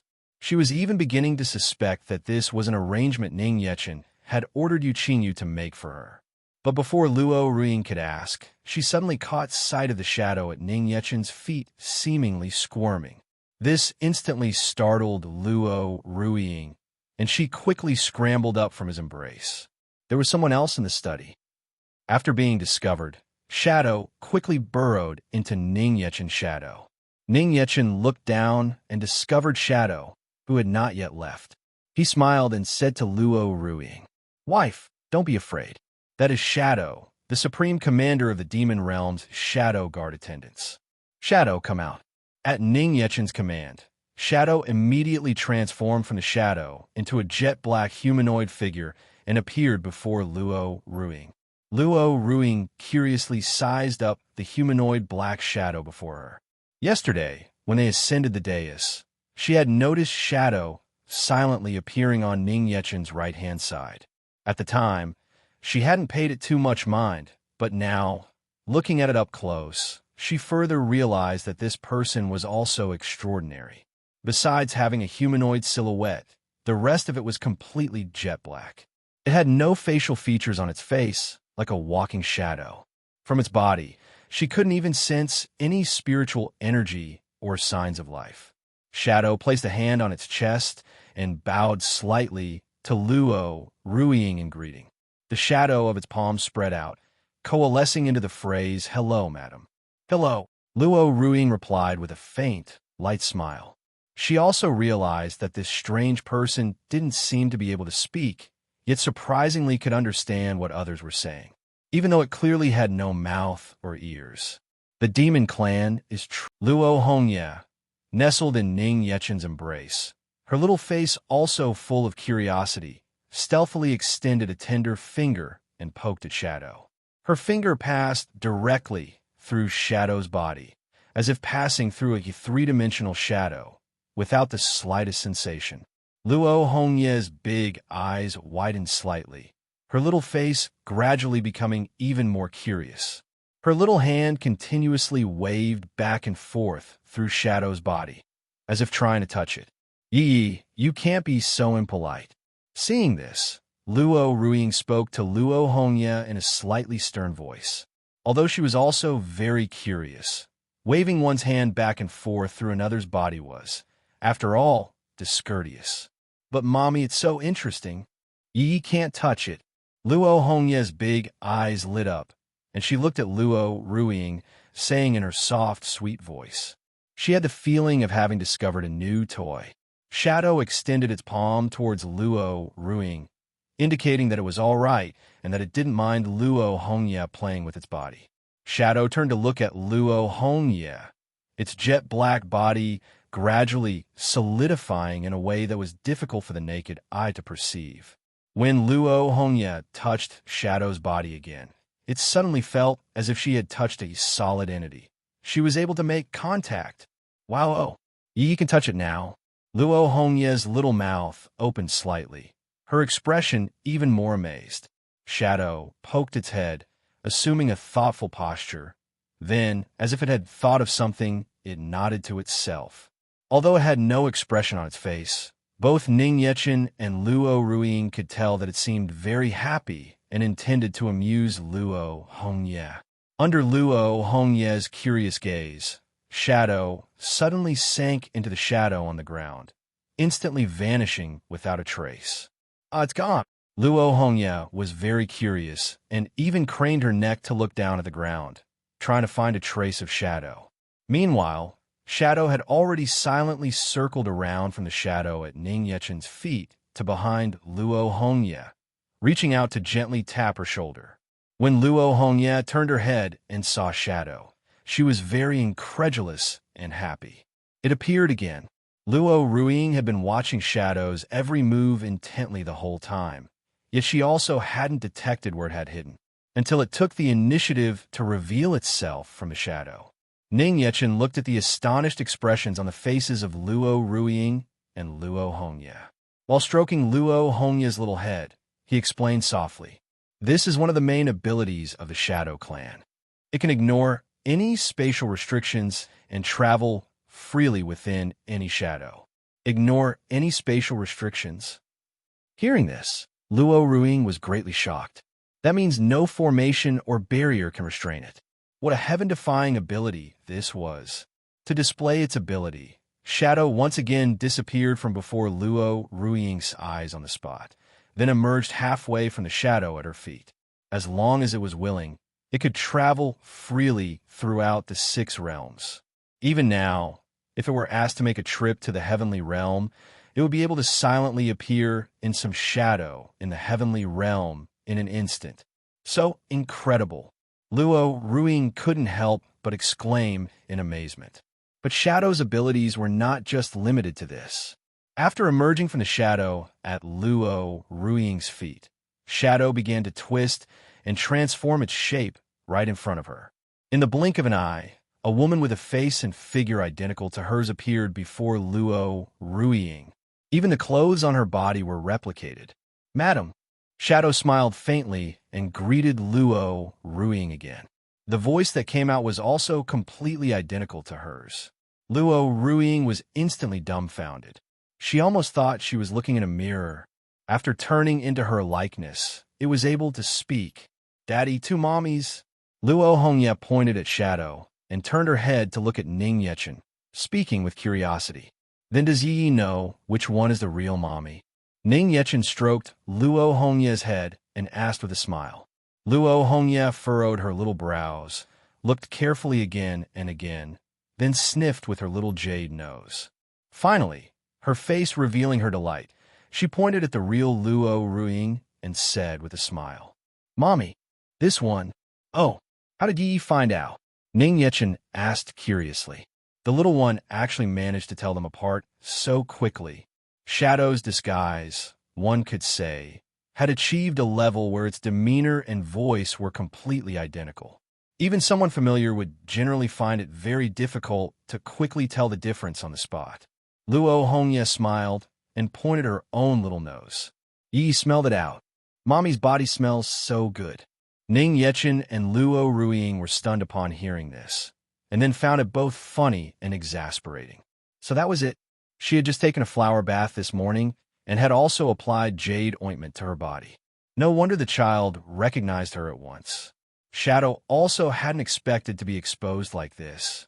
Shadow turned to look at Luo Hongye, showing approval. Its form turned into a shadow, crept before her, and in an instant transformed into her likeness. An identical 2-year-old cute baby appeared before Luo Hongye. "Ooh, this time it's Yi." Luo Hongye curiously drew close to Shadow, her big eyes blinking as she stared at it. Shadow also mimicked Luo Hongye's movements, blinking its eyes with a dazed and adorable look. "It looks just like Yi.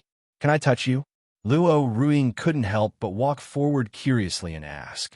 Shadow nodded. Luo Ruing cautiously reached out and touched Shadow's cheek. The soft sensation greatly amazed her. It even felt exactly the same as the child. Luo Hongye watched as Luo Ruing touched the other Luo Hongye and immediately pouted her lips with a look of grievance. "Mommy, Yi wants that too." Looking at Luo Hongye, whose big eyes were welling up with tears and who was on the verge of crying from feeling wronged, Luo Ruing couldn't help but feel both amused and full of doting love. Okay. Luo Ruing reached out, took Luo Hongye from Ning Yechen's embrace in her own, and coaxed her while pinching her soft little face. The child already knows how to compete for favor and get jealous. Shadow realized that it seemed to have made the little princess unhappy. After pondering for a moment, it suddenly meow meow, a little kitty. When Luo Hongye saw the little cat, she immediately forgot all about what had just happened and impatiently reached out to take the little cat into her arms. Ning Yechen smiled with delight, stood up, took Luo Ruing's hand, and looking at her, he said with a smile, Hello, everyone. As we wrap up this video, I want to share a quick note. I have a Patreon account. If you'd like to support me and enjoy on-demand audiobooks, you can become a Patreon member. Alternatively, you can check out my Google Drive link, which has 500 plus novel audiobooks available through my Ko-fi or Patreon shop. I appreciate your support.